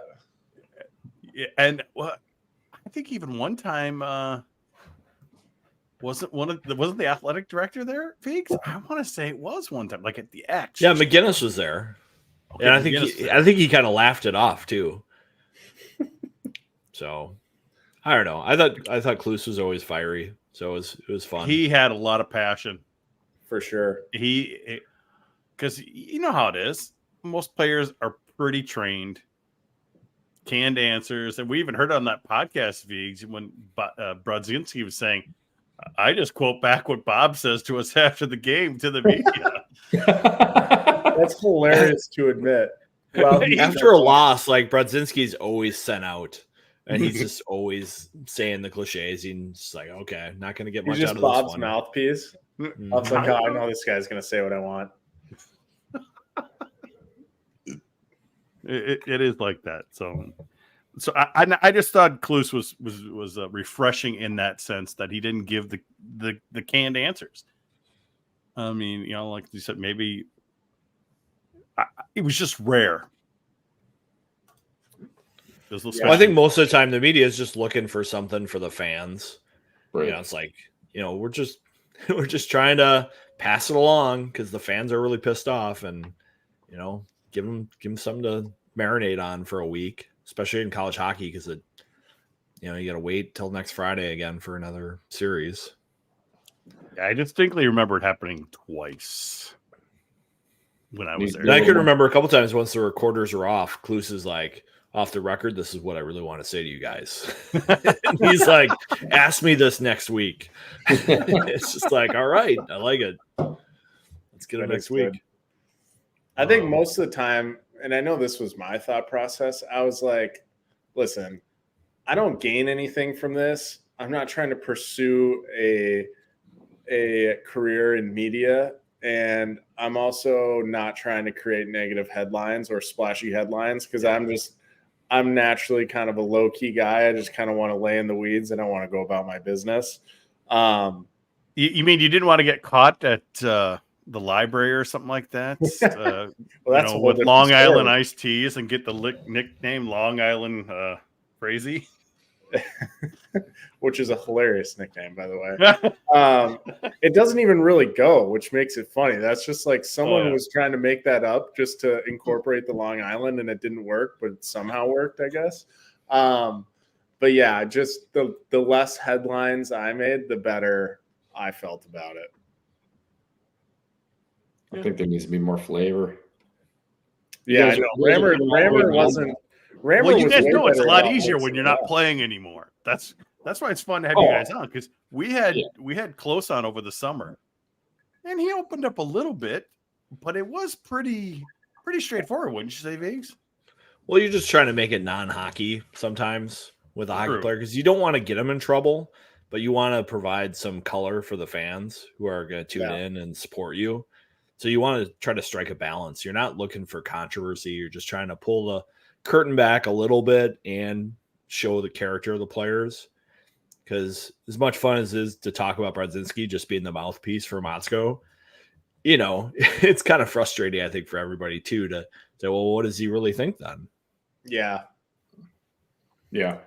I think like the media and you guys are coming, you come all the way down there on a Wednesday to get sound bites, or on a Monday after the weekend, like give something not colorful, but like say something. I don't like the canned answers. It's more, you know, like when you're in the in-between periods interview, like go ahead and give some canned answers or whatever, but like you can give them something. That's why I feel like hockey players are pretty mature in the fact that they go other places and kind of grow up and go play juniors and live on your own. Like you're a little more mature than other sports. Like you can be mature, but still give a full answer. So I think that's something that's missing from our sport still. But then you've got a coach like Frank Serratori who will just say whatever he wants. I watched his interview between periods in that Quick Trip Classic there in Wisconsin. And they had him on for a good 5 minutes because they had pre-taped it. And he started going into, you know, how he used to coach Mike Hastings. His nickname was Barney Rubble. All this sort of stuff. And I would love to have a coach like that. I mean, one time he had his dog multiple times at weekly news conferences because, you know, when the dog had showed up, he had won a game. So he's bringing it back the next week. Yep. And then, Viggs, you and I got to talk to Tom Serratori a little bit before the games when they were here for that exhibition. didn't give me that coach type of feeling at all. Mm-hmm. Some people, they just have that armor up, like they're going to get in trouble. Like I get that with Rhett Pitlick this year. Like he's just so cautious with anything he says or any interaction he has. And then you've got someone like Nathan Airy. He's just like comes to a practice. He's not on the ice. He just sits down with like Jess and I in the stands and just starts shooting the breeze.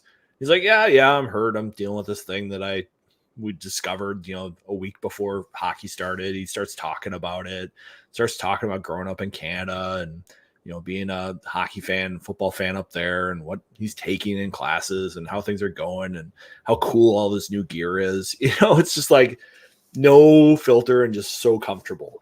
It's just interesting, different characteristics for all these different players about that.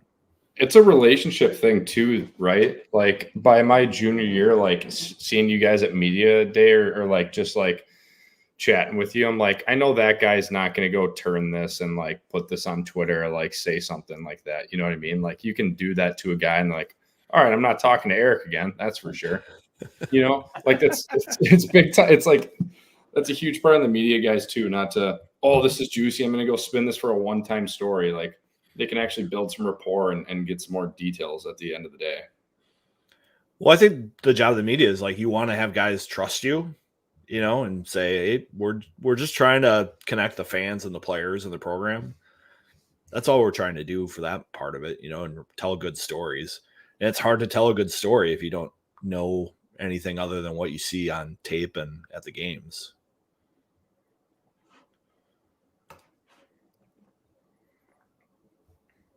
Just reading some of these comments. There were some questions earlier. Oh, Brever's wanting to know any momentum for Williams. I know that's a big capital project that they have on the agenda. There's no momentum because it's so expensive, and they're still trying to pay off a lot of debt right now. Athletes Village still has, I think, $110 million to pay off. They're still paying off their COVID loan. Mariucci's getting its second round of renovations here in 2 years for the concourse food areas. Ritter's going to get their new ice plant installed. So that's like a 10-year down the road project. I know the other thing they're really looking at is parking and transportation. Getting to the venues and out of the venues is a huge concern. Like there's so many bottlenecks coming into campus and getting out of campus. You can only tell people to get to the rink so early. So they're trying to figure out better ways to get people around campus.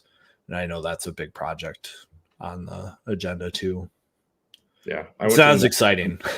Yeah. I went to the Notre Dame game and I left with 10 minutes left in the third on Saturday because I was like, there's no way I'm dealing with this.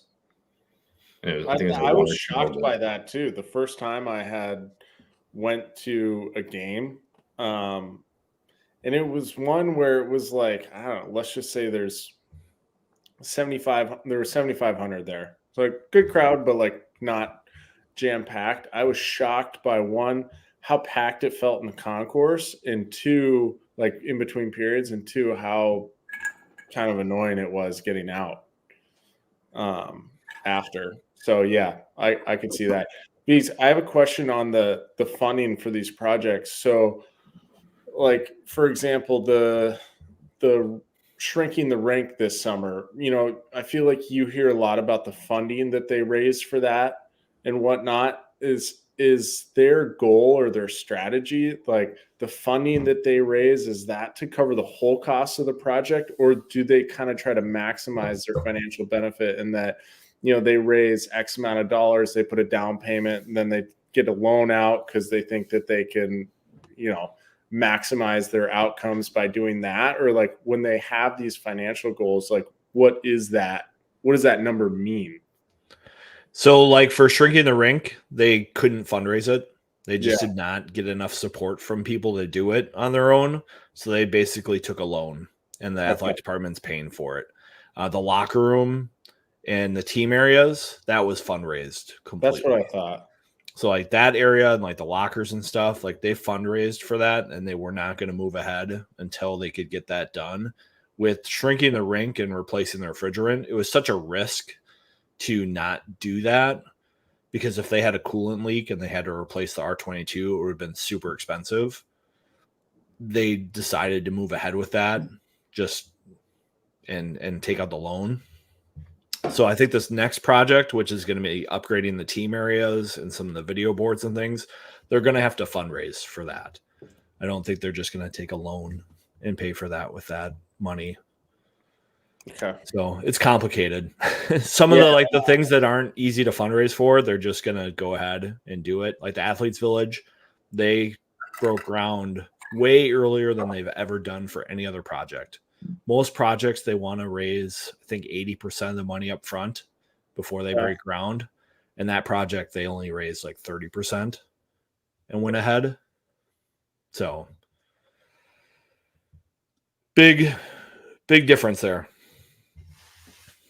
There you go, from Mr. Floor himself. What makes it tougher? That's a pretty good source. Yeah. Although I do think Craig is wrong. I think it's 80% money in hand before they can start. At least that was true. Maybe it was higher, but they would start. Maybe pledges made up the other 20%. Craig might know that. So. Let's send him an invite and see if he joins us. Let's see if he's in. Let's see if he's in the office. Numbers on all these construction costs for the U. But I know the biggest challenge right now for the U with their new TV money coming in is going to be paying their coaches more and spending more on their programs because they are behind right now. That's my company line. Especially for football and basketball. Hockey is doing pretty well, as my research has shown. I thought it was interesting. Bob got his contract extension this year, right as Hastings got the big deal with Wisconsin to put Bob back at number 1 in the Big Ten hockey conference for money. Oh, Bob got bumped above. Isn't Hastings at like 800? Yeah, Bob's right ahead of that.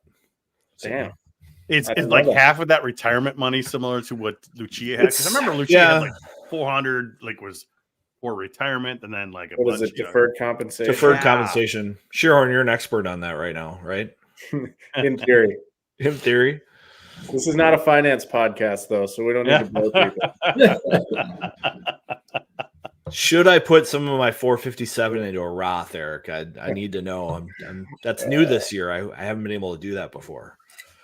I don't know. I've got a savings account right now. It's at 4.35, and I'm really liking that right now. All right, see you guys. It's been fun. Taco Bell. Remember, let's talk about players' health now. No, I'm good. Let you get a touch in.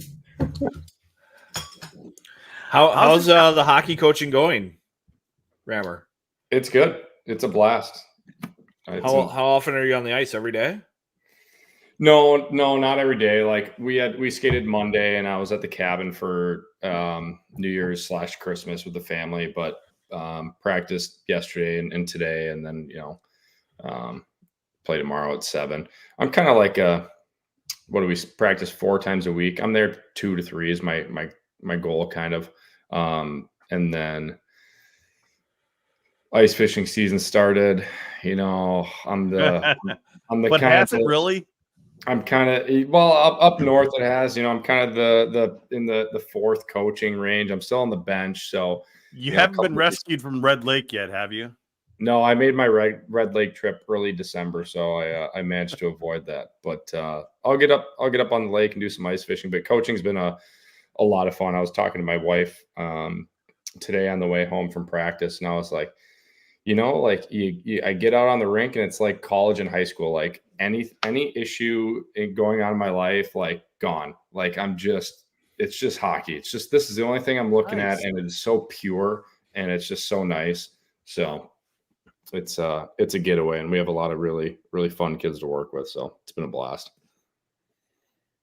So I got to say, there's nothing like sport to just like take all your troubles away. And just, especially when you're coaching and not playing, right. And you're just a helper, and you're just helping people get to where they want to get. And it's sometimes even better when you're just that assistant who can just go out there and be like, oh yeah, I'm going to run this drill, and I'm going to talk to these kids and, listen. It's just so relieving to be able to do that. 100%. I get to worry about, face off responsibilities and going over that at practice. And I can worry about other stuff except, other than the 9 to 5. So it's good worries, right? It's good worries. So, but it's a lot of fun. And I got men's league. We missed our men's league season. We couldn't gather enough guys for the first winter season or the fall season. So we're starting back up next week. So there's just another thing to get on the ice and escape. So I'm excited for that. It's been a while since I've actually been in a game. What rink do you guys dominate at? We're kind of all over the place. We go Minnetonka A and B. We are at Ritter, actually. We get a few games at Ritter, which is really fun because you get out there and kind of relive the glory days. So it's kind of a weird rink setup that we're there in Ritter, but it's really fun to come back to Mariucci and walk around the locker rooms. My fingerprint doesn't work, Craig, on the locker room door anymore. So if you can help me out with that. We're worried you'll come in there and grab some sticks. Yeah. Well, the new alumni room opens up into the new shooting room. And so at the Notre Dame game, I opened up the door. I'm like, man, the shooting room's pretty sweet. Ooh, those sticks. So maybe for the Ohio State series, Eric and I will be caught on the CCTV. Work on my shot. Yeah. Is there a radar gun in there? No, I think we got to see like a TikTok or something on your guys' shot speed. Yeah, I hope not. Yeah, I was gonna say I don't do TikTok. Maybe someone can TikTok for me, but I don't think there is a radar. Is there, Rammer? No, it's just the. That is a great setup they have there, though. Yeah, sweet. Because I don't where did you guys shoot pucks when we were in school, or did you? We didn't. There was outside, a spot off the ice. I think there was a spot up top on Ritter. On Ritter, right? Yeah, and that was the only. It was kind of like a jerry rig. Yeah, it was kind of a jerry rig spot. We probably weren't even supposed to shoot pucks there. So yeah, right. Looky there. There he is. From the infamous garage. Can you hear us, Craig? But what? Can you hear us? I can now. Yeah, I had to shut off the other stream, so it's all good. Look at that. Yeah, there you go. Can you get So Craig, a lot of requests coming from the guys right now. Sticks, Fingerprint, not gonna hockey happen. pants, fingerprint. Yeah, hockey pants. That's the aggressor thing. I got nothing. Love Fingerprint, I doubt it. Alumni room's open whenever you guys need it, whatever you want. I'll help you out with that. that. Does my student ID work on the little scan into the locker? Because I get good value out of I have that. to look at my database, Eric, and see if you're still in there. When COVID happened, a lot of things we just deleted a lot of people. Okay. We had a lot of time to make sure those databases were up to date during COVID. So unfortunately, I think you're gone. Give me a little bit of access. Like, don't You got the the alumni locker room. room, but give me the hallway. Yeah. Send him a text. He'll let you in. Yeah, we'll figure it out. It's all good. It's all good. What are you play? What team is playing there, Jack? I was screwing around getting this back up. What are you playing? Gosh, I don't know the league. Our team name is the Puck Slingers. I'll have to let you know the next time that we're coming. We usually play at like 8 or 9 o'clock at night on Mondays. For the Love of Puck group or something different? I don't even know what it is. Let me know. Shoot me a note somehow. Yeah, I'll have to. Yeah, I ain't gonna be there, but I'm just saying, shoot me a note. You guys want to come down? I was wondering in my head. I'm like, is Craig hanging out at Mariucci and Ritter until 9? Not that late. No. Yeah, right. Game nights only, and then he wants to go to the bar with us. Yeah, maybe. Yeah. What's your guys' spot after games? Ooh, depends. They're not going to leak it. Yeah. Well, yeah. Look at this. Is there some secret place? Secret code. Yep. All right. That's a place to watch. If you guys come to a game, we'll let you know. We'll let you know. Yeah, there you go. They're pouring bourbon in a broom closet down in Mariucci. Yeah. It's just Craig's office. Yeah. No. We have done some sweet stuff, and we have done some club room stuff after hours. Yeah. Pick the right didn't night. we watched the junior tournament. We watched some good games. Yeah, we watched juniors up there. It might have been New Year's Eve a couple years ago. Yeah. When we let Mrs. Craig Floor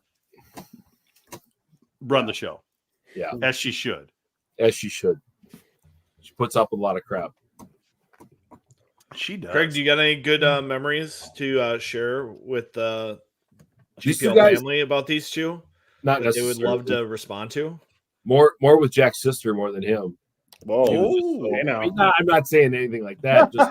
Just she was just always way more friendly and what's it going on? Da, da, da. Always, I mean, she talks a lot. oh, Right? more friendly. Wow.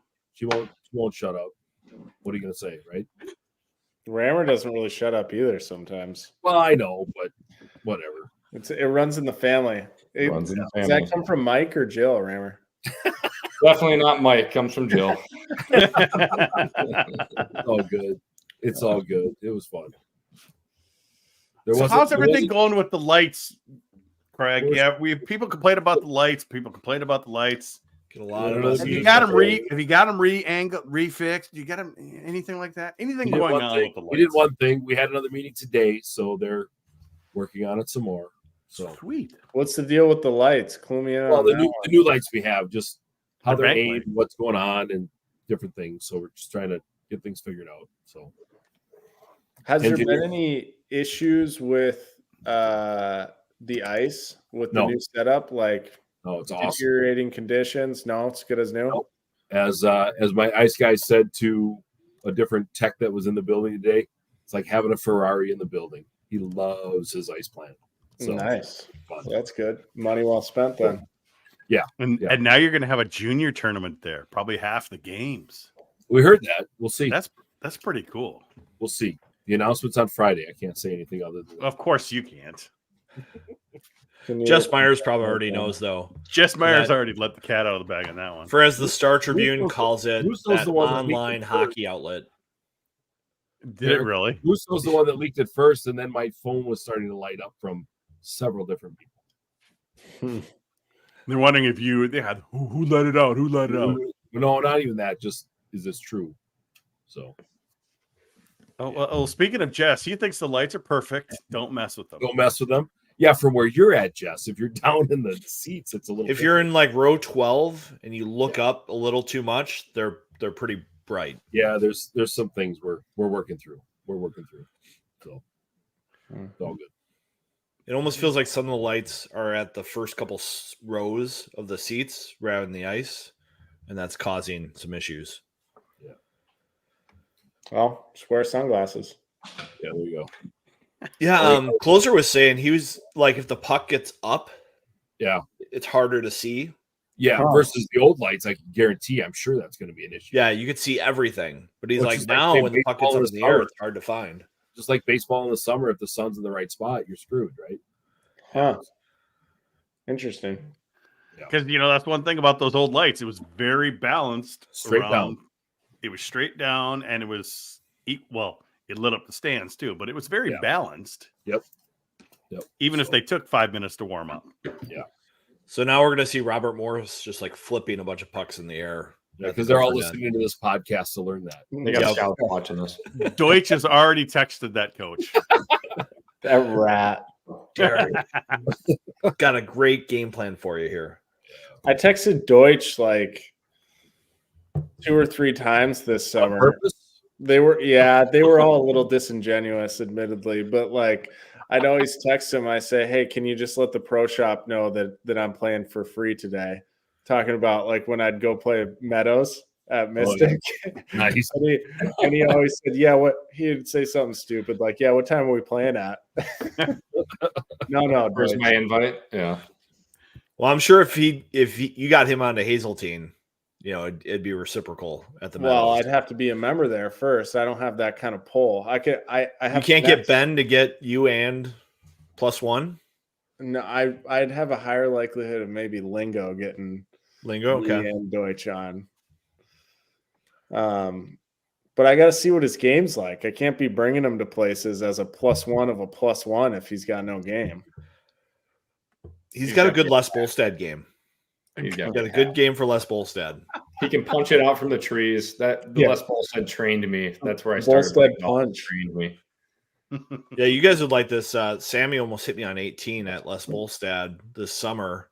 He was in the group behind us all day, and we didn't realize it till we were on 17. I was with Deutscher and Lee, And we said hi and we're talking, and we go off on 18 and we're on the green, and they're like just below the hill on the left, and we're still on the green, and Sammy hits one from like 220, almost hits me on the green.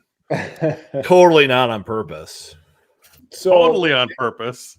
is 18 because by the time, like the last time I played, I haven't played in a while, but they still had that kind of fake par 3 as 18, right up against the clubhouse. Is the normal 18 back to 18 now? Yep, it's back in play now. They had to shut down one of the greens, the new number 1, because it just got too beat up in bad winter. But it's all back to do these two know why he might have been shooting at you? I might have been a little hard on Sammy his senior year. Might have been. Were you? What was the critique? A lot of that, selfish hockey, and a lot of that kind of floating around stuff that you can't do as a center in the Big Ten against teams like Michigan and Ohio State and Notre Dame. It was warranted. He's turned it around. One power play point. Yep. One power play point his whole senior year. And it was because he had to dust off the puck because he mishandled it and the goalie overslid the one-timer read. So, I mean, bring up old wounds. if you're playing half plus of the power play time and you have 1 point for Minnesota, that's probably an issue. So yeah, that's not great. And that's not great. Good. I mean, they were good that year. But I think you also had it with Bob on that too, because you thought he should have played wing. He was not a center. When he did play wing at North Dakota, he was very successful. And now he's playing wing in the minors and for the Wild, where he thought you should have been. He was never going to be a center in the NHL anyway. So why would you play him at center in college? Why would you force that responsibility on someone who doesn't play with responsibility? Even when I'd ask Bob about it, I'd be like, well, he doesn't exactly play a structured game. He kind of plays a Sammy Walker game.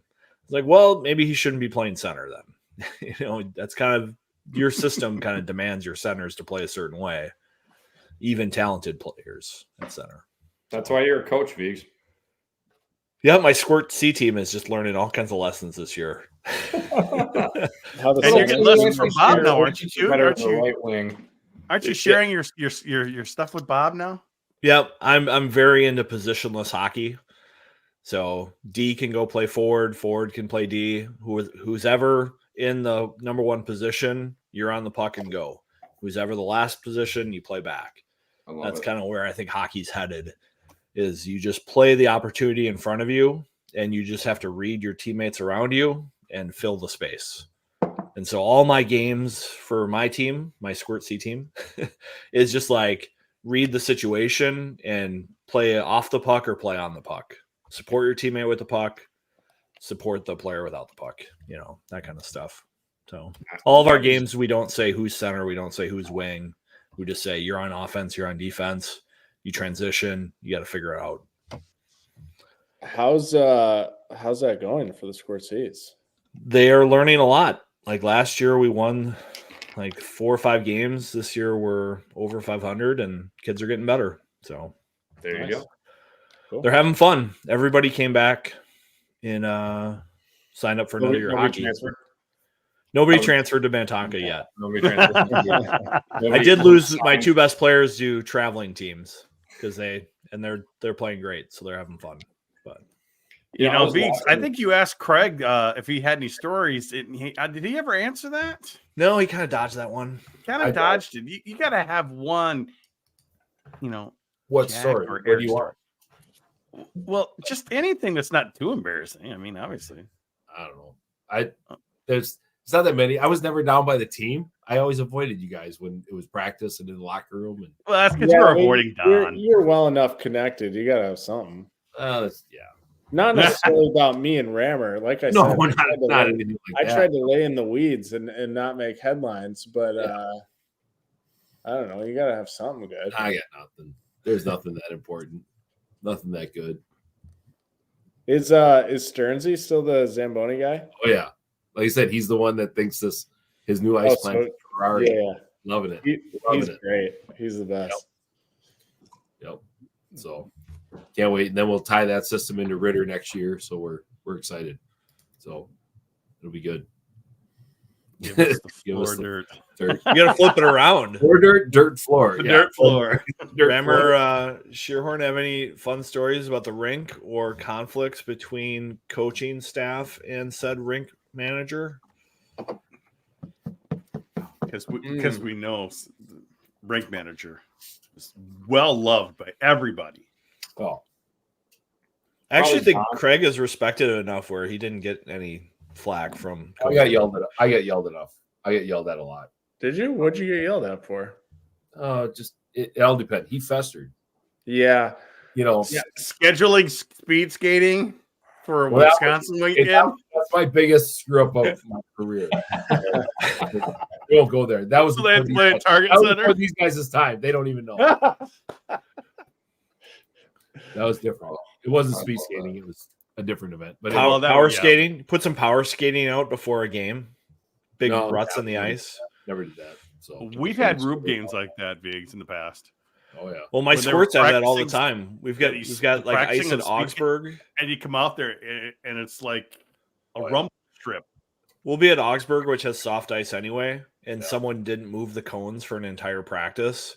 And there's just these huge divots in the ice that my squirts will always trip over because they're squirts. It's what they do. Yeah. If the ice is uneven, they go, "What the heck is this?" Yeah. So Try it. No, honestly, I can't think of any. I'm trying to rack my brain. I mean, like Craig said, there's always little things that Little things. Like I Don said, or Genner would be pissed about, but nothing noteworthy that I remember any. Getter, like, Getter was major always great. He'd blow-ups. chew my ass, but then we could yuck it up later. You know. Yeah, that He was had a big. it was always good, but he was that guy. You know. Yeah, Hey, Viggs, I wanted to get your thoughts on the very live microphone at Ohio State series. you could you hear could hear- everything that Steve Miller was saying during the You game. could hear Bob too when he says Oh. close the, stop playing the effing puck or something. Somebody tell stop playing the effing puck or Yeah. somebody said it. It could have been Bob, but it's like Yeah, what Mike was picking that up?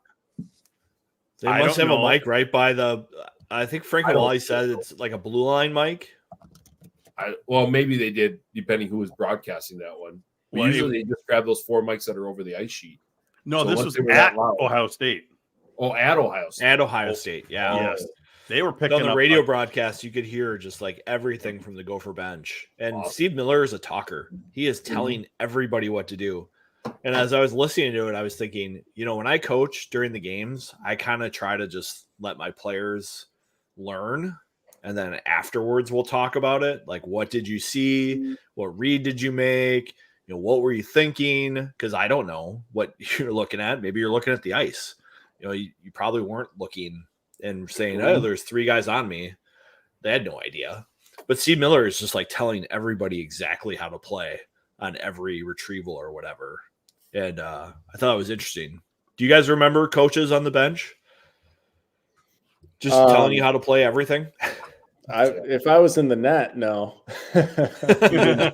I've got a nice little buffer between the bench, and being a goalie, like I usually got left alone. I mean, I always got left alone. I honestly can't remember a time either a coach will get after you in film session, maybe a little bit. Like I remember one time when I had a really tough start to my sophomore year, and one of the games I just let in just a blatantly shitty goal, and we were going over it in video, and one thing that I didn't like about Don is that, and I actually didn't dislike Don as much as most people did, or as they say people did, but we always rewatch all the previous games' goals against.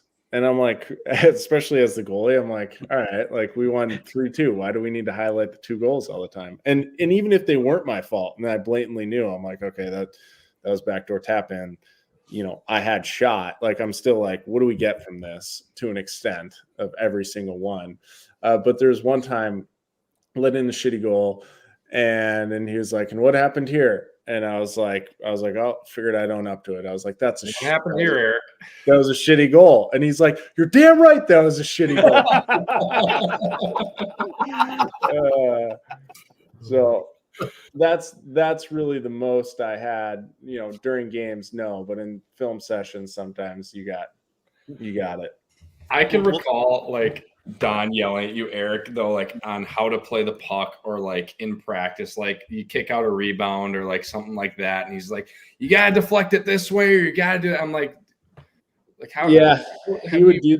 Now that you say that, like, what are we talking about here? Like, why are we telling Eric how to? Nobody knows how to play goalie here. Why are we trying to coach the goalie? Yeah, he would. I remember a big thing towards the end of my freshman year is there's too many times where I would slide, admittedly so, I'd be sliding side to side and I'd end up on my stomach because that's just kind of how I was, like kind of like half street hockey goalie, half goalie. Gravity. And he loved to tell me to not do that. And I'm just like, dude, I don't know what to tell you. I'm not going to change midseason. He also loved to call you a street hockey goalie. Any chance he could get, that was coming out. Yeah. Was JJ your goalie coach, volunteer goalie coach at the time? Yeah, I had him for 2 years and Andy for 2 years. And I think Andy. Okay, I forgot about Andy. Yeah, when I look back at it too, is I'm kind of like, one of the reasons I felt like in hindsight I struggled at the start of my sophomore years because they did tell me, they're like, hey, you need to clean it up after freshman year. They're like, you did good, but like let's clean it up because there's some rebounds and some positions that you put yourself in that then you're not able to make the second save, which I agreed to an extent, but I felt like I tried to turn too much to the other side, to whereas I'm like, listen, I'm good because I read plays and I'm athletic and I just make saves that way. It's not the prettiest. And sometimes I put myself in bad positions, but like, that's when I'm at my best. And I turned too far to okay, I need to make this save in this technique because that's what I'm being told to do, type of thing, So, I know Jets is talking about, yelling at the players and whatever. The building's so big and so empty, but it was different with that particular broadcast. I felt like they had mic'd up the bench. Yeah, because I reached out to Ben Holden, who was calling the game, and he said he was telling them down on the truck, we can hear these F-bombs after F-bombs, and they just let it go. Did you see the clip of Miller at the World Juniors? No.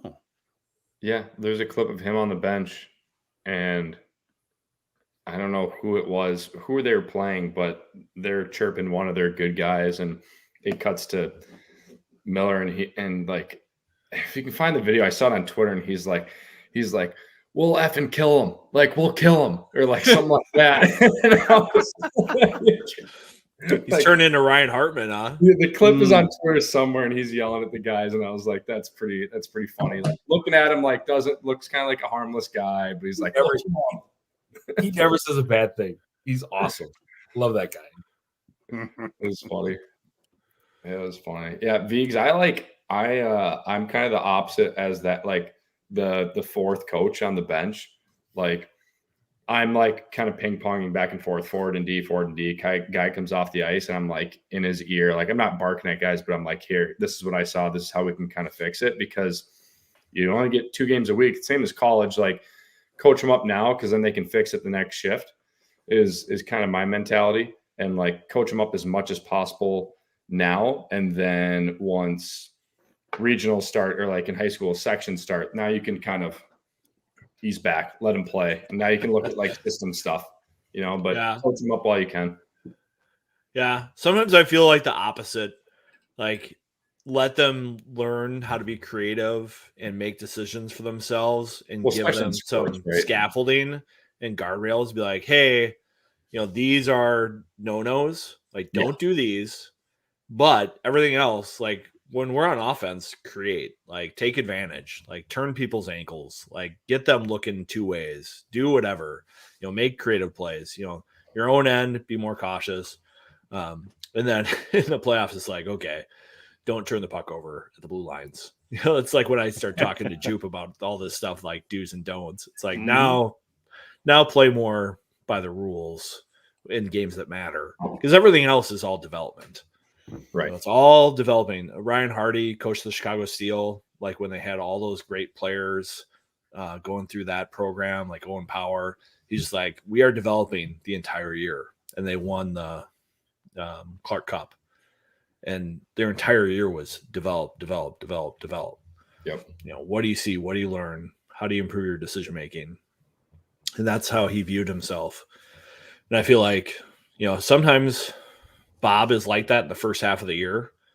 He's like, he gives guys lots and lots of rope and says, figure it out. And then the second half of the year, it's like, okay, let's rein it in.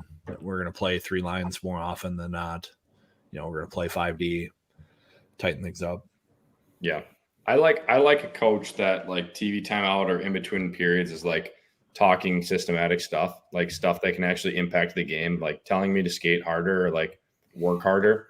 Like that might apply to some guys, but I'm like, I'm trying my hardest, every shift. Mm-hmm.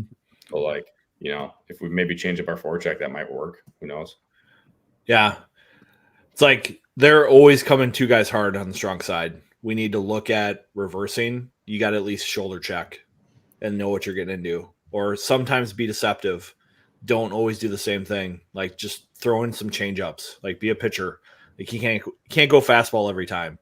You got to do your change up, got to use your curveball. You can't be predictable. You got to be deceptive. And so just giving guys reminders is like every time you're doing this, what else could you do? And help them like think through that decision making rather than just say, hey, reverse the puck. Because sometimes the reverse puck isn't going to be the right thing. Right. Or sometimes being on the post, sometimes you got to fly the zone and come across, So fun stuff. I really like the Hard Knocks right now. I don't know if you guys are football fans, but with like Mike McDaniels, like the way he coaches, like the Dolphins lost a game and they went into a film session and they were just going to rip the team. And before he did that, he goes, hey, I'm accountable too. He's like, I made some trash calls. And like he'd show on film, he's like, this was a bad call by me. Throwing a fade when we've got the fastest player in the NFL on the other side and we're not even looking at him or using him. We throw a fade to this guy, trash call, that's me. And I think as a coach who does that every once in a while and says, I make mistakes too, and I hold myself accountable, it helps the team all grow from that. And sometimes I think coaches are almost too nervous to do that, to have that kind of vulnerability out there to say, yep, I screwed up on that, but you screwed up here. Because like next play, he goes, Tua, you don't miss this throw ever, but here you miss it by 20 yards. Can't do that. I think it just kind of puts everybody on the same level. Yeah, you garner so much more respect doing it that way. Yeah. Well, we haven't talked to you both since last season. I was just kind of wanted to get your feelings on how the last season ended for the Gophers in the national title game from a former Gopher. Too soon, Jack? Is it too soon? I didn't see you guys in Tampa. Were you guys in sitting 2 Tampa? feet away from Eric when it happened. No. Yeah, we were at what was that bar called? We were with a bunch of alums with like range too. God, where were we? It's kind of right off campus. I'd never been there before. In Como. God. Yeah, in Como. Anyways, Like yeah, Manning's? that's The Blue Door? No, it's down the road from towards Further from Blue Door. from Blue Door. By Manning's? It's got the bar is like an island. Like the bartender Is it numbers? There's numbers associated with it. old.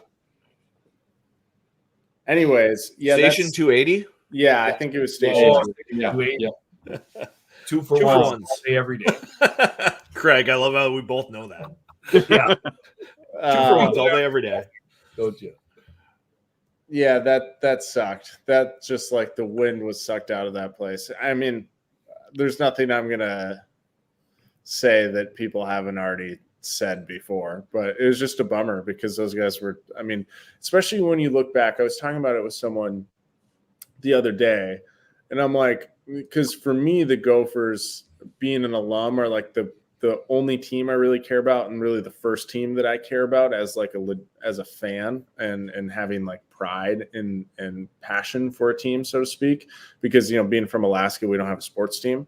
And so I always enjoy watching them, but last year was so enjoyable just because it was such good hockey. Like, it was so fun to watch the quality of hockey.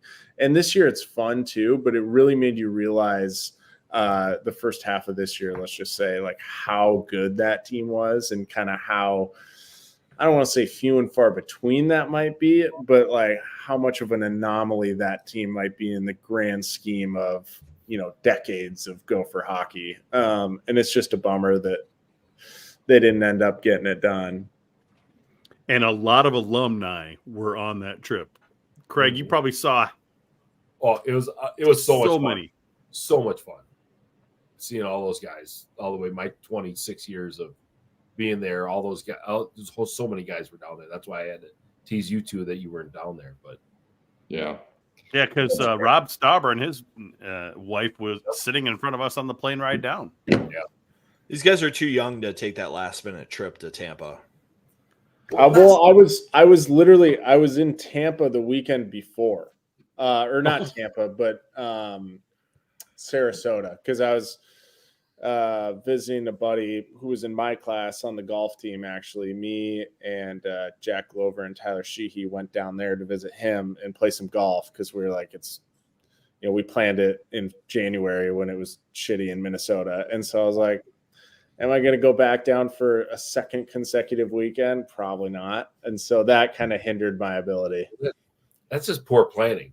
I know. It's poor And planning. a little closer to make that decision to just stay. I don't disagree. Stay there. I don't disagree. All good. yeah. Yeah. I love you, Bob, but why isn't Faber on the ice? That's all I'll say. We can move on. Well, yeah, we got Ryan K right there. Yeah. How didn't we start favoring overtime? My coaching theory on this is that he wanted to save Faber for a D zone draw, and he's thinking Nelly's going to win that face off. And then he go right on did. offense. Well, the first face He won the right first into one. the bench. Yeah. Ugh. I think that's the thought process of a coach. It's like, I'm going to have my best defenseman. If we have a D zone draw here, I want him ready for that or the next shift. That's We got my to talk about something happy now before this is over, because otherwise I'm in a really bad mood. Good Well, point. Good point. well, we think that Tampa should be the Frozen Four every 4 years at least. Oh, It is they an do a great excellent. job. They do a great job. Excellent location. We had fun down there, no matter what the result was. I mean, it was one of the funnest trips I ever took. I've been down there 2 out of 3, Craig. Yeah, I was at 2 out of 3 too. I didn't go to the in between one. I went the first one and this one. Yep, same here, and it was great. Been awesome. So we're doing that's definitely a positive. They The only- need to the go only back bad there. thing is that they're sponsored by University of Wisconsin. Yeah, The whatever. last couple times, it's Wisconsin's the one that is the That Oh, potentially makes it better, because the Gophers are at a Frozen Four sponsored And by Wisconsin's Wisco that they're not at. right. That's a spin. They got There's a spin. they got to work at it. Good Yeah. point. Good point. Yeah. And then we got St. Paul this year, St. Louis the next year, and then Vegas, I believe. Here we go. He's I'll getting see you there for serious that one, now. St. Louis, huh? Yeah, I believe it's St. Louis. Hold on here, Vegas. Here we go. Let me go. little Stag Junior bourbon. So it's a fancy one. So Buffalo Trace, big product. Fun. Cheers. Thanks for coming on, guys. I'm going to be ordering a full case of Buffalo Trace, actually. Sure. Since it's hard to get, I'm just going to order a big 12 case. I got a recommendation to order. Here you go. Hold on. Wait, let me. It's kind of hard to see. Montana Hornby Moonshine? Honey. Montana honey. Moonshine. Honey. Sorry. It's from Willie's Distillery in Ennis, Montana, which is where my wife grew up. And you can go on their website online. No, they're not paying me for this. You can go on their website online, and they have like 3 or 4 liquor distributors that you can go to their website and order it. So those 2 bottles are Christmas presents I have to give to people still, but I just ordered them online, and yeah, that's my favorite right there. The Montana Honey Moonshine. Is this talking about you with Jess Myers here, Viggs? Is he talking about you and having to get to Orlando in the middle of the night?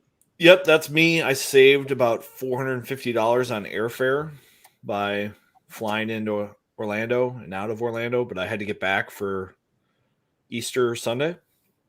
So I agreed to do that. So I left the hotel at about 2:30 in the morning in Tampa to take an Uber to Orlando. Made it home for Easter. After a loss, it's not such a terrible idea.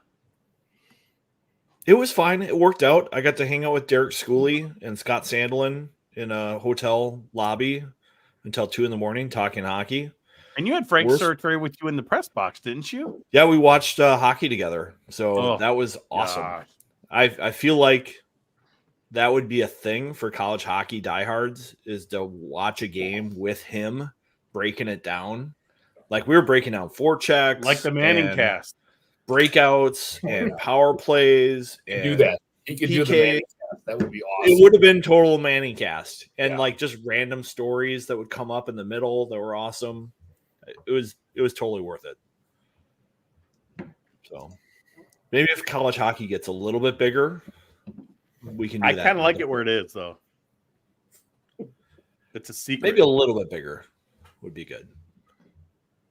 There's going to be almost 20,000 people at the X for Frozen 4. So, and yet we still play regionals in front of like 3,000 and 4,000 people because East Coast hockey coaches want to protect whatever they're protecting. Is that what it is? That's what's holding it up? It's 30 coaches on the East Coast who are scared to go play somewhere. How does that make any sense? Because they want their best shot if they're getting in as a 3 or 4 seed of playing somebody from out west who's got to travel out east and play in a crappy building on crappy ice in front of no fans, rather than go play at a rink with 10,000 fans. That's so dumb. So dumb. I've always wondered what held that up or why that wasn't changed. I always thought back after the 03 run, right? Because it kind of changed right after that. It was the Olympic ice thing. And everybody complained about that and the easy run we had going to 03 in theory. But I thought you had to beat Cornell in like overtime at least. I think. Yeah, no, I know, but still, that Ferris State game was just kind of a joke. Yeah, but just the Olympic, the Thomas Vanek show, and going to NHL. I thought that was a thing, and then other people told me, nah, it's something totally different. Yeah, but Providence would rather play in the Providence Ice Arena as the 4 seed against a 1 seed or a 3 seed against a 1 seed, and do that, and they'd protect that. Because there's so many more buildings out east who can bid for it than out west, that all the East coaches are just like, let's just keep it the way it is. It helps us if we ever get there. Because the school rinks out west are the best rinks. Yeah. Well, there's not the number of AHL buildings out west. No. The ones out east do have some good character, though. Some of those, it would have been fun to play more or take more trips out there, because it's just, I don't want to say it's better, because I don't think it is, because the rinks are better from like a hospitality and like, I don't know, just amenity standpoint in the Big Ten and in the West in general, I think. But I think about the rinks we played out east. We played BC, we played Northeastern, we played Clarkson and St. Lawrence. Like, BC is basically a West Coast rink. But the other 3 are just kind of a change of pace, like old barns with character and history. Tearing out Northeastern. Yeah, dark and gross. Oldest rink in the world. And right. It's cool. It sucks. Yeah. So that's a pretty cool building. That would have been fun. But guys, I got to hop off because I got an early morning. But we've had a good night. I think we all need to go to bed now. It's all good. Last thing. Okay. Would you agree that the top 8 teams should get a home game in the first round of the NCAA playoff?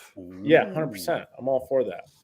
Schlossman and I are finally aligned on this. The top North Dakota 8, writer. I guess, I don't know. The travel logistics. There's potentially not enough money in college hockey to accommodate all that travel, because then what? You'd go. The first weekend could be a best of 3.